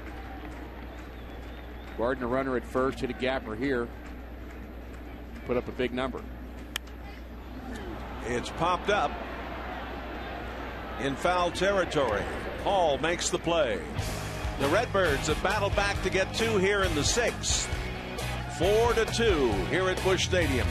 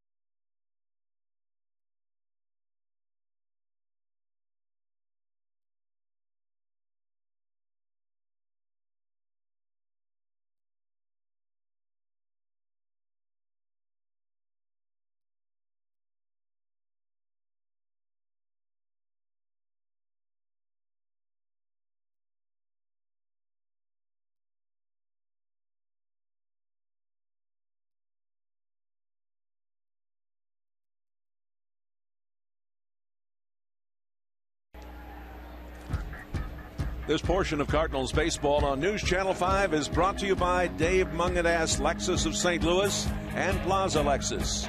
They invite you to test drive a Lexus today. By Amco Transmissions, it's a whole lot more. And by Ameren UE, we listen, we respond, we deliver. Counsell, Braun, and Fielder here in the 7th inning, and they face Blaine Boyer. Boyer's been very good since coming over from Atlanta. Had one little hiccup game, but his delivery's been simplified, and he just loves working out of the Cardinals' pen. He just thinks he's learned some things from Marty Mason and from Dave Duncan about how to just kind of keep the whole pitching mechanics simple. The 8.31 ERA, most of that was runs charged to the Atlanta Braves, not the St. Louis Cardinals. And he's got a good live arm, overhand curveball, basically fastball curveball guy. And he's got kind of a mechanical motion. He's not real loose. He's just kind of, I would say, tight in everything he does in his mechanics. But when he's on, the ball just explodes out of his hand. Acquired from Atlanta on April the 20th, the Brian Barton deal. 2-2 the count. Made a career high 76 appearances for the Braves in 08. He'd give you some time out there, won't he? Here's the 2-2 to Counsell. Into right. Very special day at the ballpark. Let's check in with Frank Cusimano. Jay, thanks very much. Cardinal Wives are helping out the Susan G. Komen Foundation. We're joined by Jinsey Boyer and Bridget McClellan. Jinsey, tell us what you're all doing today. Hi, we're out selling raffle tickets to win a game-worn jersey, and we are selling autographed baseball cards, and it's for the Susan G. Komen breast cancer awareness. And this has been something Cardinal Wives has been doing for years. So what are your goals? To raise as much money and awareness that we can for the breast cancer. We want to find a cure for breast cancer.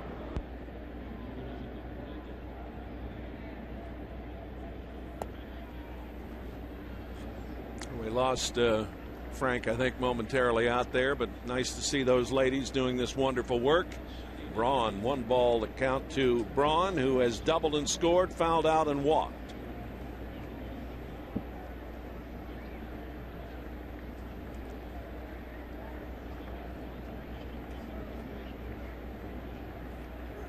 Ooh, he hit him. That's the 3rd Brewer hit by Cardinal pitching this afternoon. And the first 2 have reached here in the 7th. A very critical inning for the Cardinal bullpen. Yeah, that's a fastball that got away from him on the inside part and just barely nicked Braun. Hitters don't really get out of the way of pitches the way they used to, too. No, they don't. No. Some of it is they have game. Some of it is they have some protection on their, some of them do, on their wrists or elbows, and some of it is they're just stronger, bigger, and tougher than, I don't want to say tougher than players in the 70s. I better not say that. Some of them might come after me. But used to be guys could get out of the way of fastballs. Yeah, Duncan has come out, and Brendan Ryan has also come in to talk things over here. McClellan loosening in the bullpen. Birds getting 2 back in the bottom of the 6th to make it a 4-2 game, and now Milwaukee threatens here in the top of the 7th. Fielder, he's struck out, he's walked, he's hit into a double play.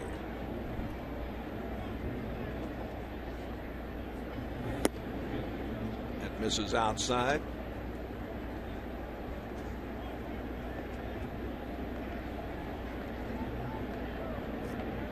Notice that Boyer has a habit of going to his mouth after every pitch, and he has to make sure he gets off of the dirt part of the mound. He actually was called for a ball because he went to his mouth one time. I think it was his first game as a Cardinal. There he does it again. He's just got that habit, and if you don't get off the dirt part of the infield, they'll call a ball on that pitch. Why would a guy who's been around as long as he has continue to do that? Well, I think he's trying to get a good grip. I mean, he's not the only one that does it, but but he's got a habit of doing it on every pitch. Mm-hmm. I think he just likes the feel. Some guys like the rosin bag, and there he goes again. Goes to his mouth.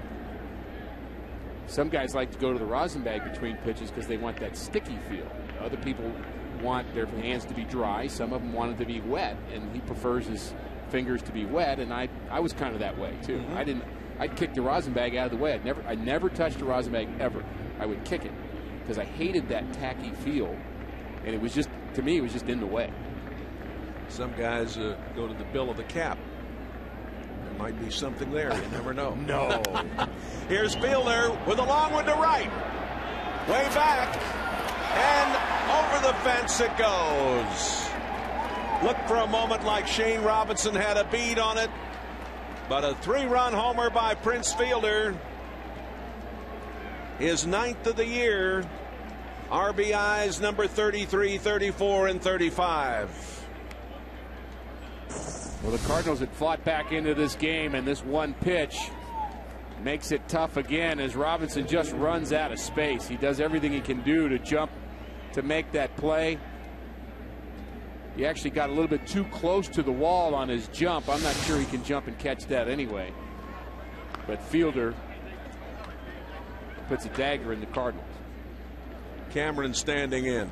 Curveball outside. Yeah, that's a killer.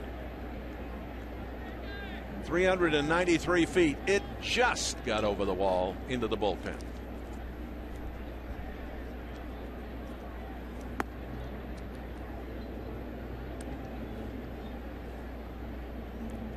And the faithful here have gotten very quiet.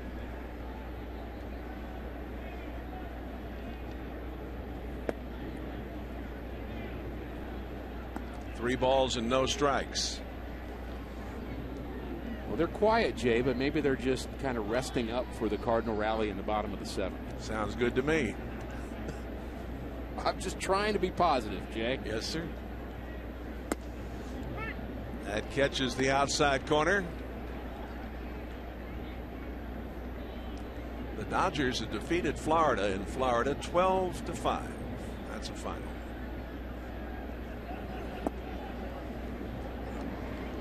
Boyer hasn't been able to get anybody out. The walk to Cameron. Gave up the single to Counsell. Hit Braun. 3-run home run Fielder. Walk to Cameron. Brad Thompson now is the Cardinal throwing. McClellan has taken a seat as the game's gotten a little bit out of hand here. And I think we're going to see Brad Thompson face J.J. Hardy, and this is the old stall tactic with Yadier Molina going to go out and Blaine Boyer knows what he's doing. Yadi knows he knows what he's doing. So what do you say? You say, hey, I'm just out here, you know, I don't know what to tell you, but you're not really going to face the next guy. And here comes Tony La Russa. Well, this has been a disastrous inning for the Cardinals and Mr. Boyer. He has given up 3 runs on 2 hits. He hit a batter and walked 1. With a pitching change, we'll take this timeout.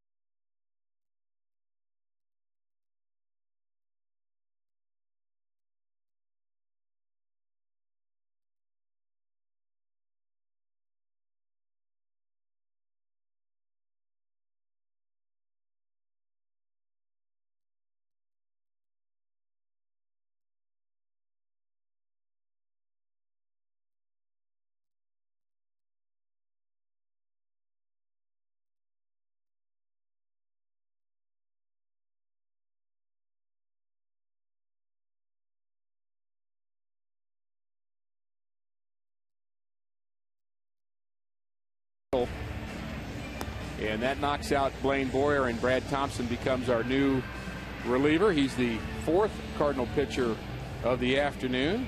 Brad Thompson, I think, has gotten a little sharper since his recall from AAA. ERA in mid-4s, but been better of late. Doesn't strike out a lot of guys, doesn't walk a lot of guys.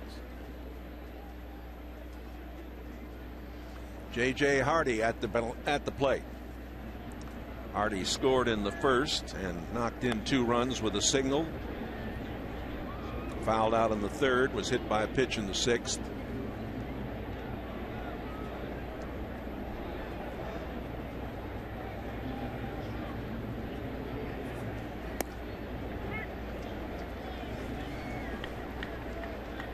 Brad Thompson, really a double play specialist. One of the reasons why he's brought into this game instead of Kyle McClellan. But Kyle's a guy you typically bring in a game when you're winning or close. And if you bring in Brad Thompson, you're hoping for some extra innings from him. Good curveball. 0-2.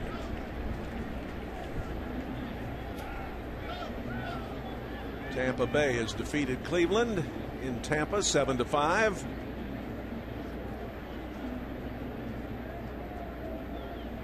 But check that, that's not a final. Tampa Bay's batting in the 7th inning.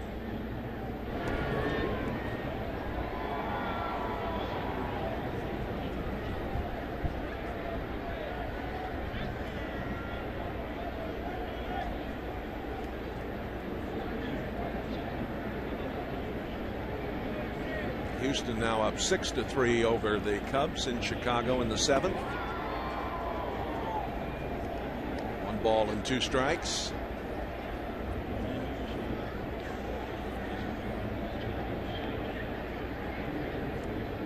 Rick, this Milwaukee team looks very impressive. This is a double play ball. Yep, they turn it. 4-3 on the double play. Well, Milwaukee, if anything Milwaukee has trouble with over the long haul, might be their starting pitching. Good double play for the Cardinals. They have 3 now in the afternoon. Brendan Ryan does a nice job of getting out of the way of the base runner. But when Milwaukee lost CC Sabathia, I had them possibly finishing 4th in the division. Milwaukee, I still think that. I think it's possible. Now, it's also possible they could play at the high level they played at last year. 38 double plays now for the Cardinals with the 3 today. Corey Hart has walked, popped out, and flied out.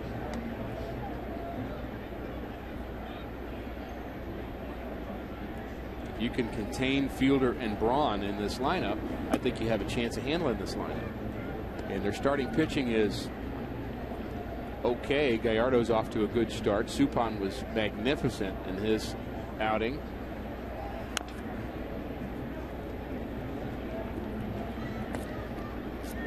But the starting pitching for Milwaukee still at least a question mark. They lost Ben Sheets as well. They lost their 2 best starters last year, and last year they weren't great. Starters. So I think they're just playing well right now, and unfortunately the Cardinals are catching him at a bad time. He swung at that pitch. I think it hit him. No, it didn't. Let's see. No, he's out. Wow. Looked like that ball might have just brushed him as he went for it.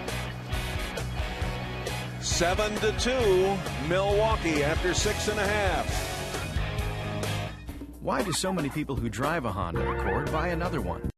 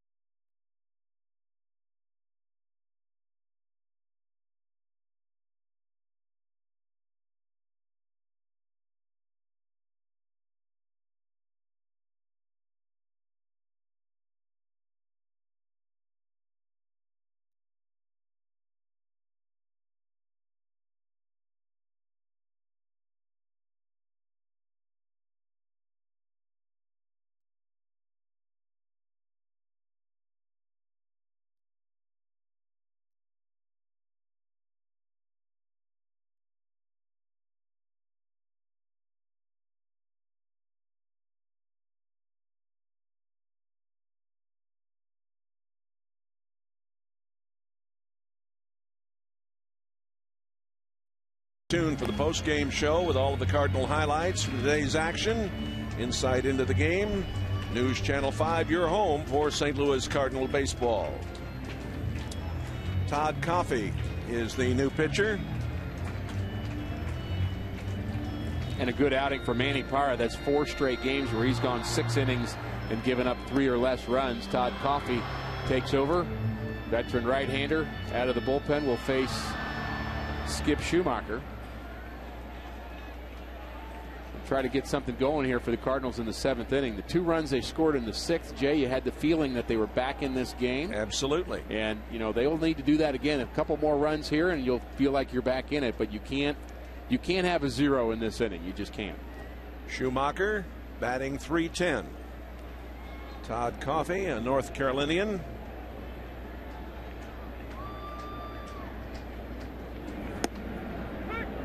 In for a strike. Coffey last pitched Wednesday night against Florida. Claimed off waivers by Milwaukee from Cincinnati last September.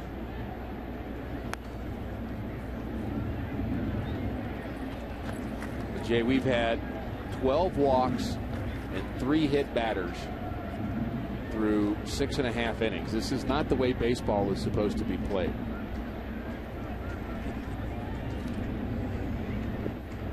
We don't have much control, though. No, we don't. It's not the right way. Whoa, look out. Had another one.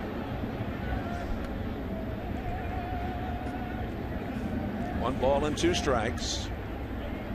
Schumacher batting for Brendan Ryan here to start the 7th for the Cardinals, who are down 7-2. Broken bat. Down it goes to Hall. Throws him out.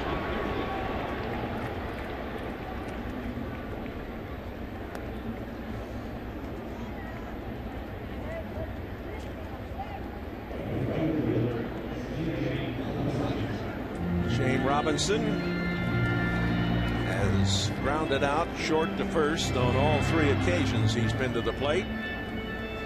The crowd this afternoon, 43,000. 42.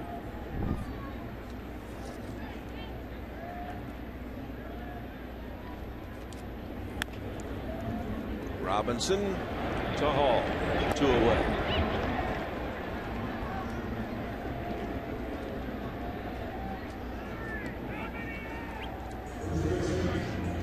Very nice play by Bill Hall. That's the steak and shake defensive play of the game.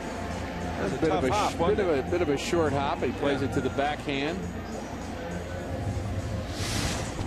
We've seen some good defensive plays by Milwaukee in the 2 games here. This is an improved part of the club, I would say. They've seen good plays from the right fielder Hart. I'd say their defensive star has been the shortstop J.J. Hardy.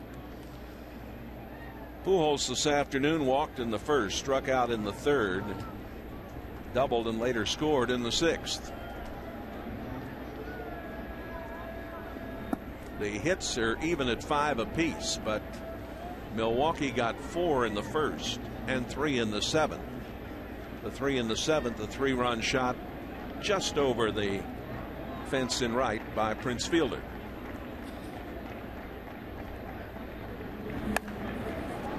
Fair ball off the wall.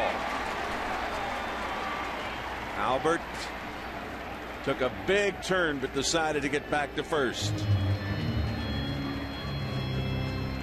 The third baseman and the umpire disagree, but we had a pretty good shot at that. It looked like it hit chalk to me.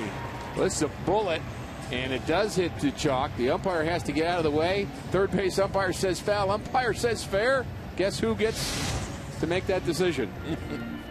That's funny. So Albert is 2 for 3 on the afternoon. Here's Molina, has walked twice and grounded out.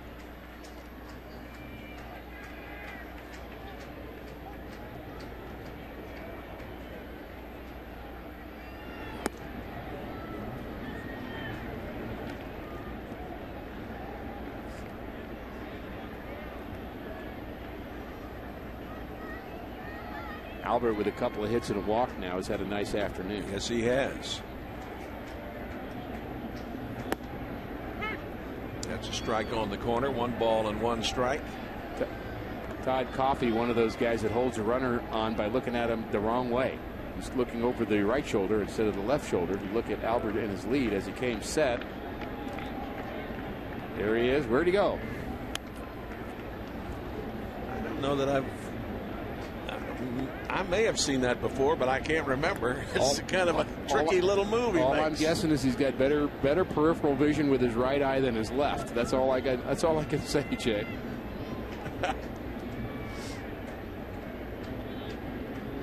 Got a rear view mirror, huh? 1 ball and 2 strikes. Comes set. I can't see him that way out of my left eye. Well, I'm not even going to look at him this time. Pascual Perez used to look between his legs. Yeah. Before he'd come set, he would do that. He'd actually look down between his legs behind him to see if the runner had a lead. Then when he'd come set, he did all kinds of other crazy things, too. Here's a final from Pittsburgh. The Pirates 11-4 over the Rockies today. Check the runner. Can't really see him. I'm just going to leave him alone.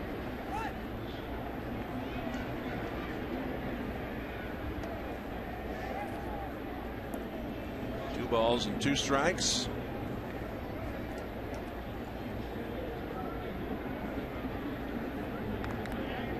Let's see one more time if he checks it. As soon as we started talking about him doing it, he stopped. I think he heard me. You see him? Oh, there he is. Full count.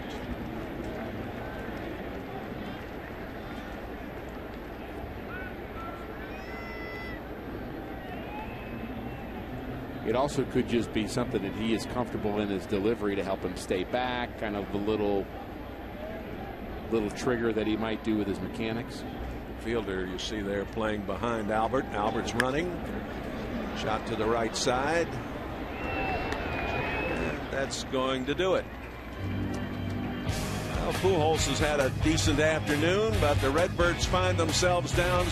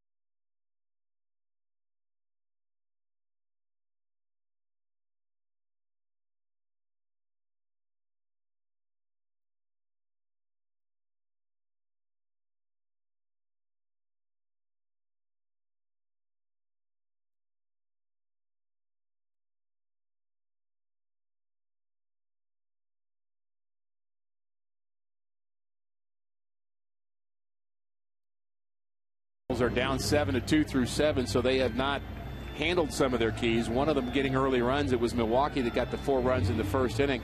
Wellemeyer needing to be effective. Well, he gutted his way through it, but what we were hoping from him was a low hit game, which we had. That's the only reason he was able to stay in through 5 2/3 and then becoming a battle of the bullpen, which is where we are right now.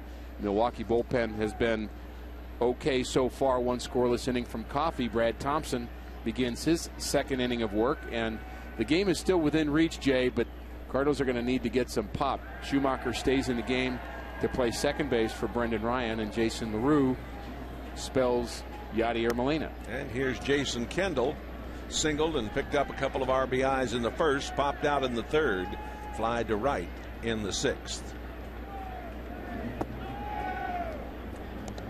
Brad Thompson out on the hill.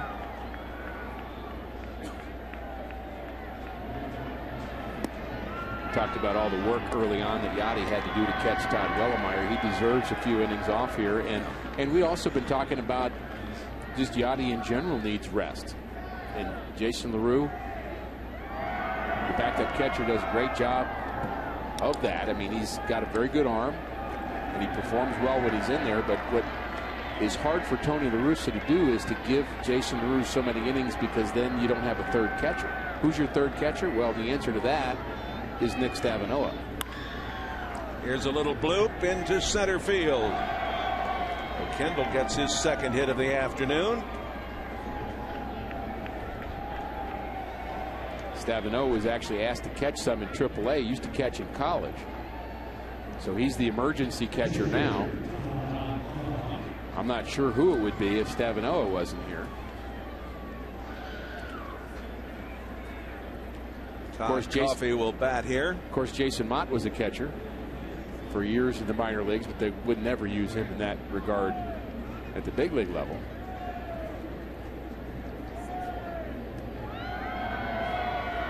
We're going to get a bunt here. And it's a good one. The sacrifice going 2-3.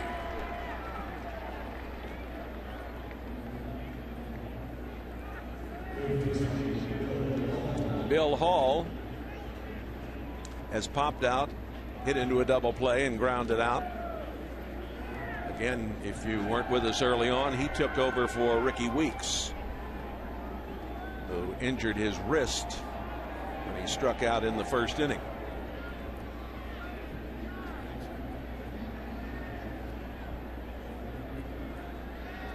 These same two teams tomorrow. Makeup game of the Friday rainout.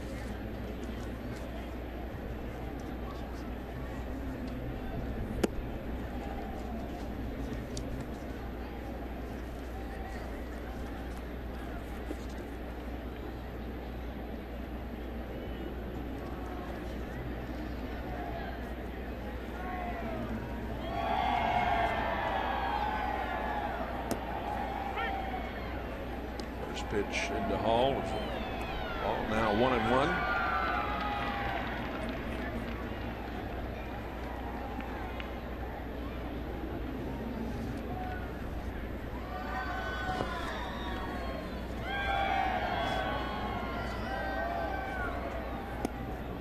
That catches the corner.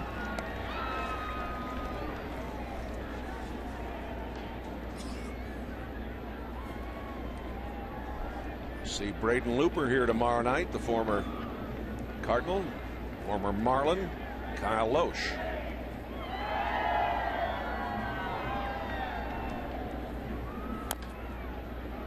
It seems pretty certain that we'll see Carpenter on Wednesday against the Cubs.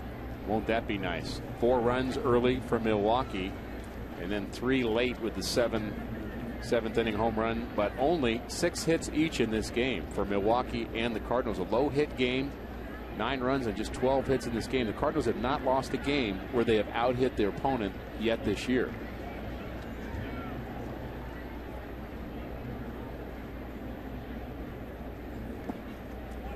Good stop there.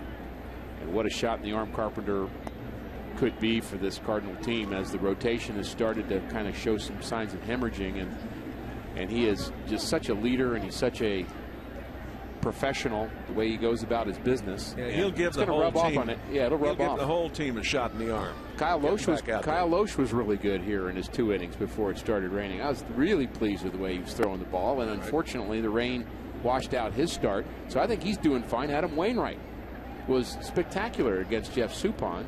Problem is Suppan was 1 run better. So it's not all that bad with the rotation, but I think with Todd Wellemeyer's outing today, I think he still has some things that need to be fixed. Payoff pitch. Strike on the corner. The strikeout.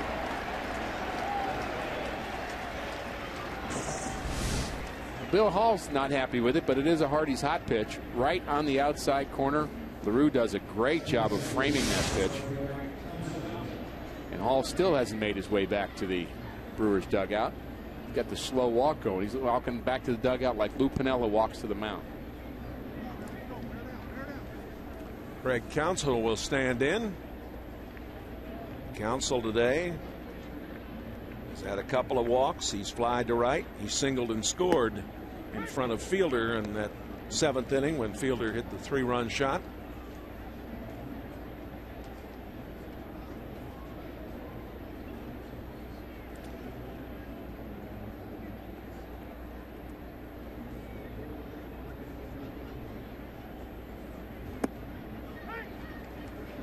Thompson very sharp, working the corners. 0-2. I think the sink action has been better since he's come back from Memphis. I think he's on top a little bit more instead of the ball's moving down and away, or just away from a left-hander. It's moving down and away better. He's on top, and the movement's all downward. You know, the movement on the flat plane across the plate, either in or that doesn't do very much for a guy like Thompson because he doesn't throw hard enough. So he's got to have it going down to get the ground ball to where a guy thinks he's going to make good contact, and all he does is hit the top of the baseball.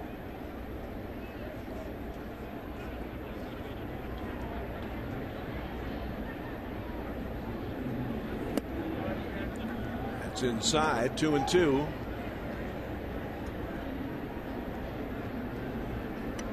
Arizona unable to play at Atlanta, as that's a game that appears to be on its way to being rained out. They've never been able to get underway there today. Slap foul. Philadelphia's taken the lead at Washington 8-6 in the 8th inning.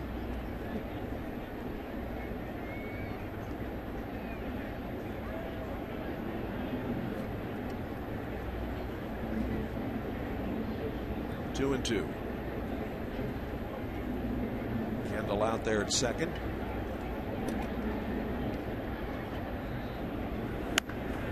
Down the line, fair ball. Kendall will score to make it 8-2. And the RBI for Counsell.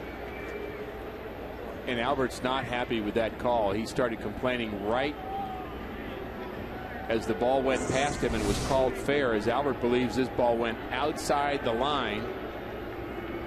And first base umpire Tim Timmons says no, that ball's fair, and Albert right away says no, that ball hit foul, or went over the base foul, which is really the key question. And Tony La Russa is going to come out and argue that, but that's a judgment call, and I don't think there's anything he's going to do about it anyway. He's just protecting Albert, and they're both trying to protect their pitcher, Brad Thompson.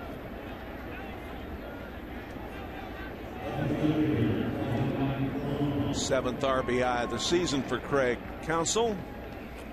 Here's Ryan Braun, who doubled and scored in the first, fouled out in the second, walked in the fifth, was hit by a pitch and later scored in the seventh.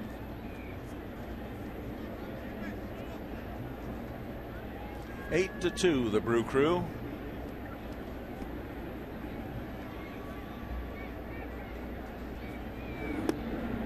Talked about Braun earlier. Very talented offensive player. They had him at third base last year, and he made a muck of that. And, he's learned to play the outfield pretty well, so they put him out there. A lot less damage you could do out there too. I mean, left field is typically where you put your worst fielding outfielder, and in this case, you know, he's been able to hold his own, I would say, but way too many errors as the third baseman. Clear they had to do something about it, and you know, he got to the big leagues pretty quickly too, so he didn't have a lot of experience, and you kind of think, well, maybe a guy's going to grow into that position and learn how to play third, but he never did. That's low. He's a real talent, Rick. Oh, no question. No question. Really an accomplished player. 2 balls and a strike.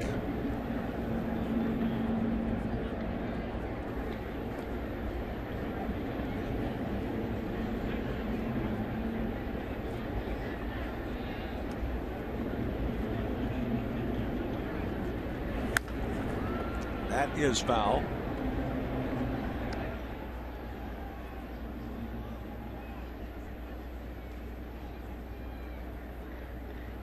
The Yankees win over Minnesota 3-2 at the new Yankee Stadium. Texas over the Angels 3-0. That's a final.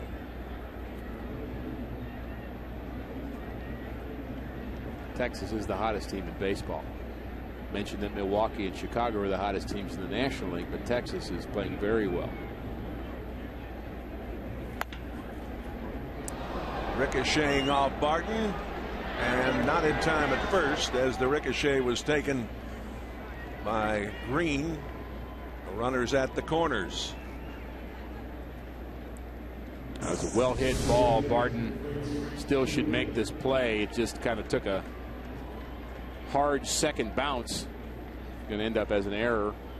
Bryant's second of the season. He's made some nice plays at third base, but that was not one of them. Here is Fielder, who struck out in the first, walked in the second, hit into a double play in the fifth, and then banged the 3-run home run in the seventh. And the shift is on. Making the play way out there is Schumacher. And what a play at first base by Albert, and they get him. Oh, my. He's trying to figure out, how can I be out on that? He almost grounded out 9-3 there, didn't he? Right. It's 8-2, Milwaukee.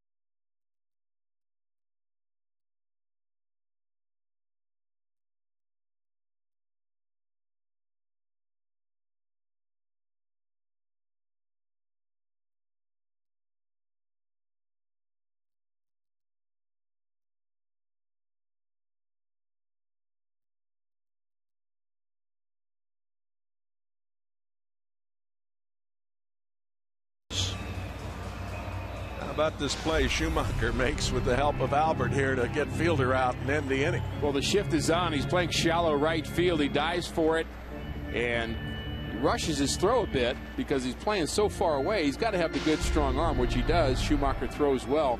That ball up the line a little bit. Albert making a nice backhand dig. You know, you can't play too deep in right field. If you're too far out there, you won't be able to throw him out at first base. But Skip made a nice play. Nick Stavinoa stands in, takes a strike from Coffey. Coffey in relief of Manny Parra, who went 6, gave up 2 earned runs, 5 hits, struck out 3 and walked 4. Here's one into left. It's well hit, but the wind holding it up out there as Ryan Braun makes the play. We've seen that a couple of times. A couple of hard hit balls out there to left today that just seemed to all of a sudden stop. I thought that might have a chance of getting out. He might have got him in on the hands just a tad. Ryan Braun had trouble fielding it too, so it was probably the wind, Jay, or he also could have hit a knuckleball out there because Braun looked like he was struggling just to make that play. Rasmus has flied to center field twice and reached on a fielder's choice. He did pick up an RBI on that play in the 6th inning. Caught the inside corner.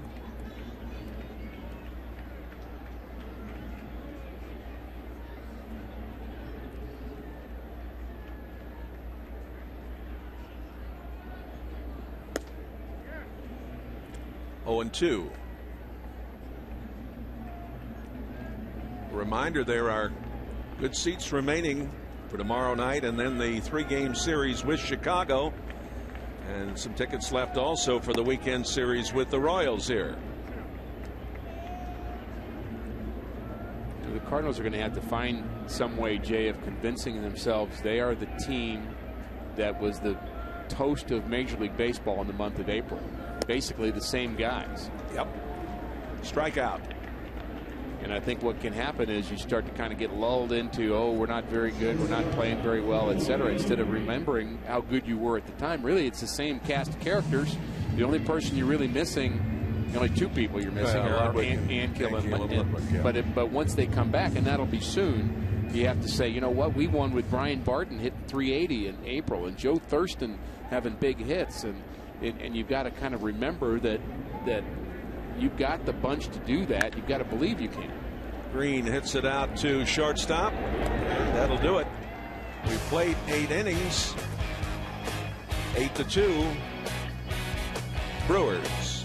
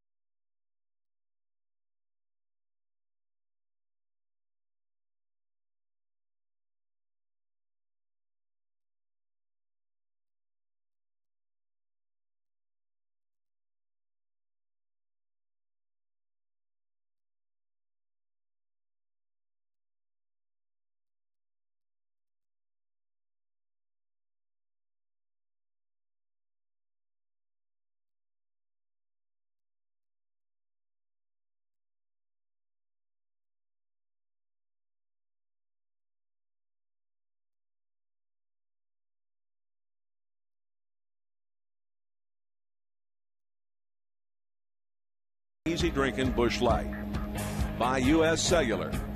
U.S. Cellular. Believe in something better.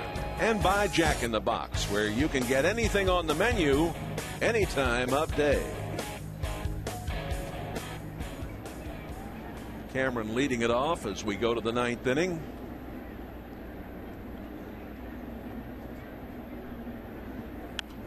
Fouls it back.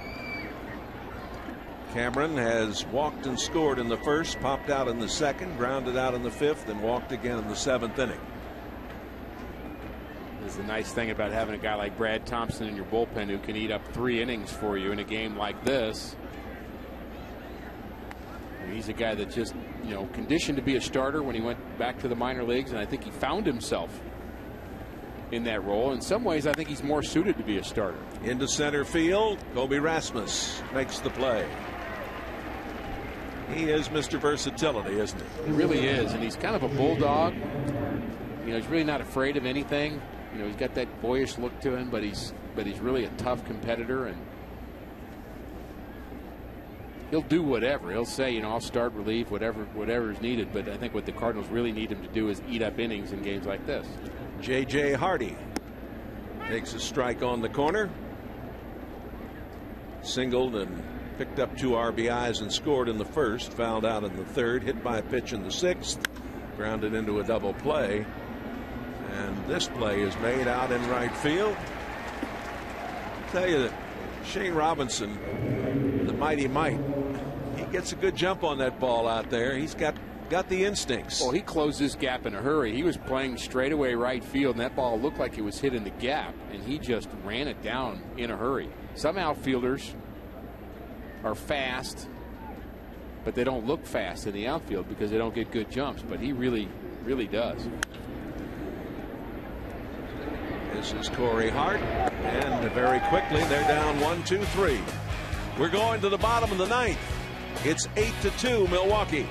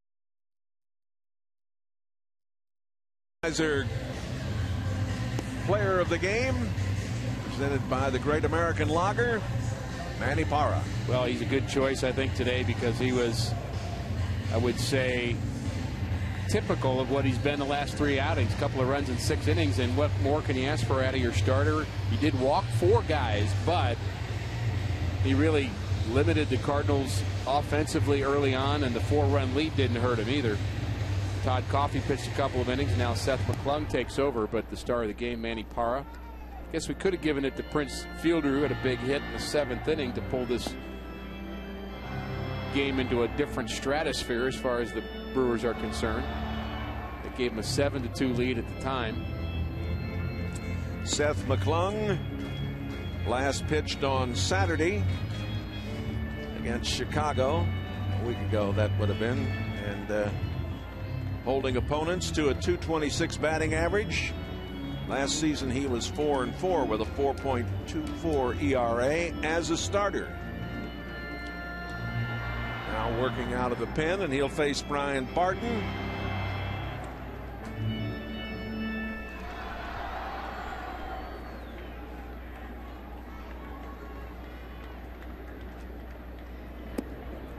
Strike on the outside corner. Duncan out on deck.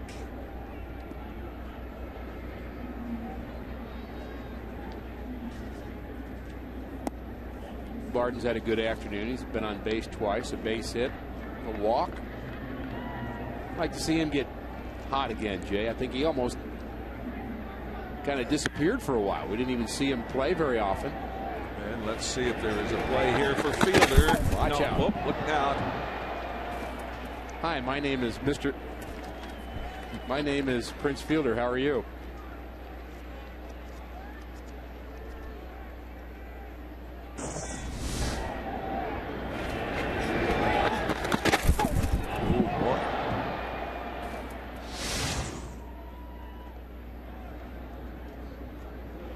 I'm not sure who was saying, oh, whether it was Fielder or the wall.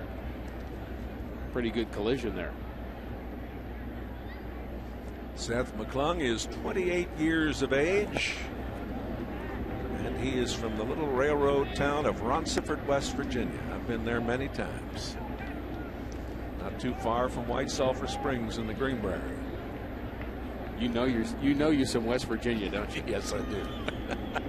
I've been to Mount Hope. Mount Hope? Yes, sir. The 2-2 pitch. Foul away. You know, that effort from Fielder going after that pop fly, you just really like to see that. As somebody that likes the game of baseball, to see your first baseman in an 8-2 game on a pop-up, kind of risking his body there and just giving it everything he has. I mean, that's really the only way to play baseball, is to play it hard. You just have to. This will play for Hall. On the way. Hall and Hardy have been very busy today. A lot of ground balls. An errorless game for Milwaukee.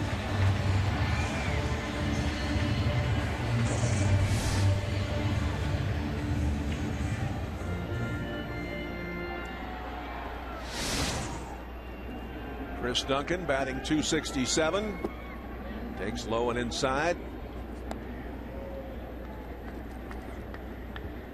Well, we knew we'd see Chris Duncan late in the game against a right-hander. We just thought it might be a 2-run game when we saw him. You can't hit a 6-run homer here. But Chris Duncan, who's had a decent season, gets a chance to get himself back on track here. He had 5 hits during the Cincinnati series. And he's had some good at-bats against left-handers. So we didn't get the start today against Parra, who's, I would say, pretty tough on left-handers. I want to mention again, nice job by Brad Thompson out of the pen. Pitcher covers, and he got there in time. Pretty good play there. Counsell coming over. This is a play they work on all through spring training, a timing play. Really, Prince Fielder should have been back at first base, but he kind of took that play off there. The ball was hit to his right. Counsell was right there, so it was made tougher by Fielder not getting back to cover the bag. With 2 out, here's Schumacher. Skip grounded out. He came in to pinch hit in the 7th inning and stayed in the game at second base.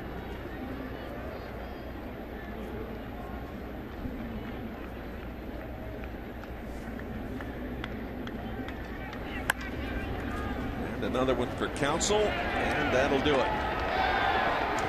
8-7-0 for Milwaukee. 2-6-1 for the Cardinals. Well, the Cardinals' offensive woes continue. Just 6 hits in 2 runs, and Manny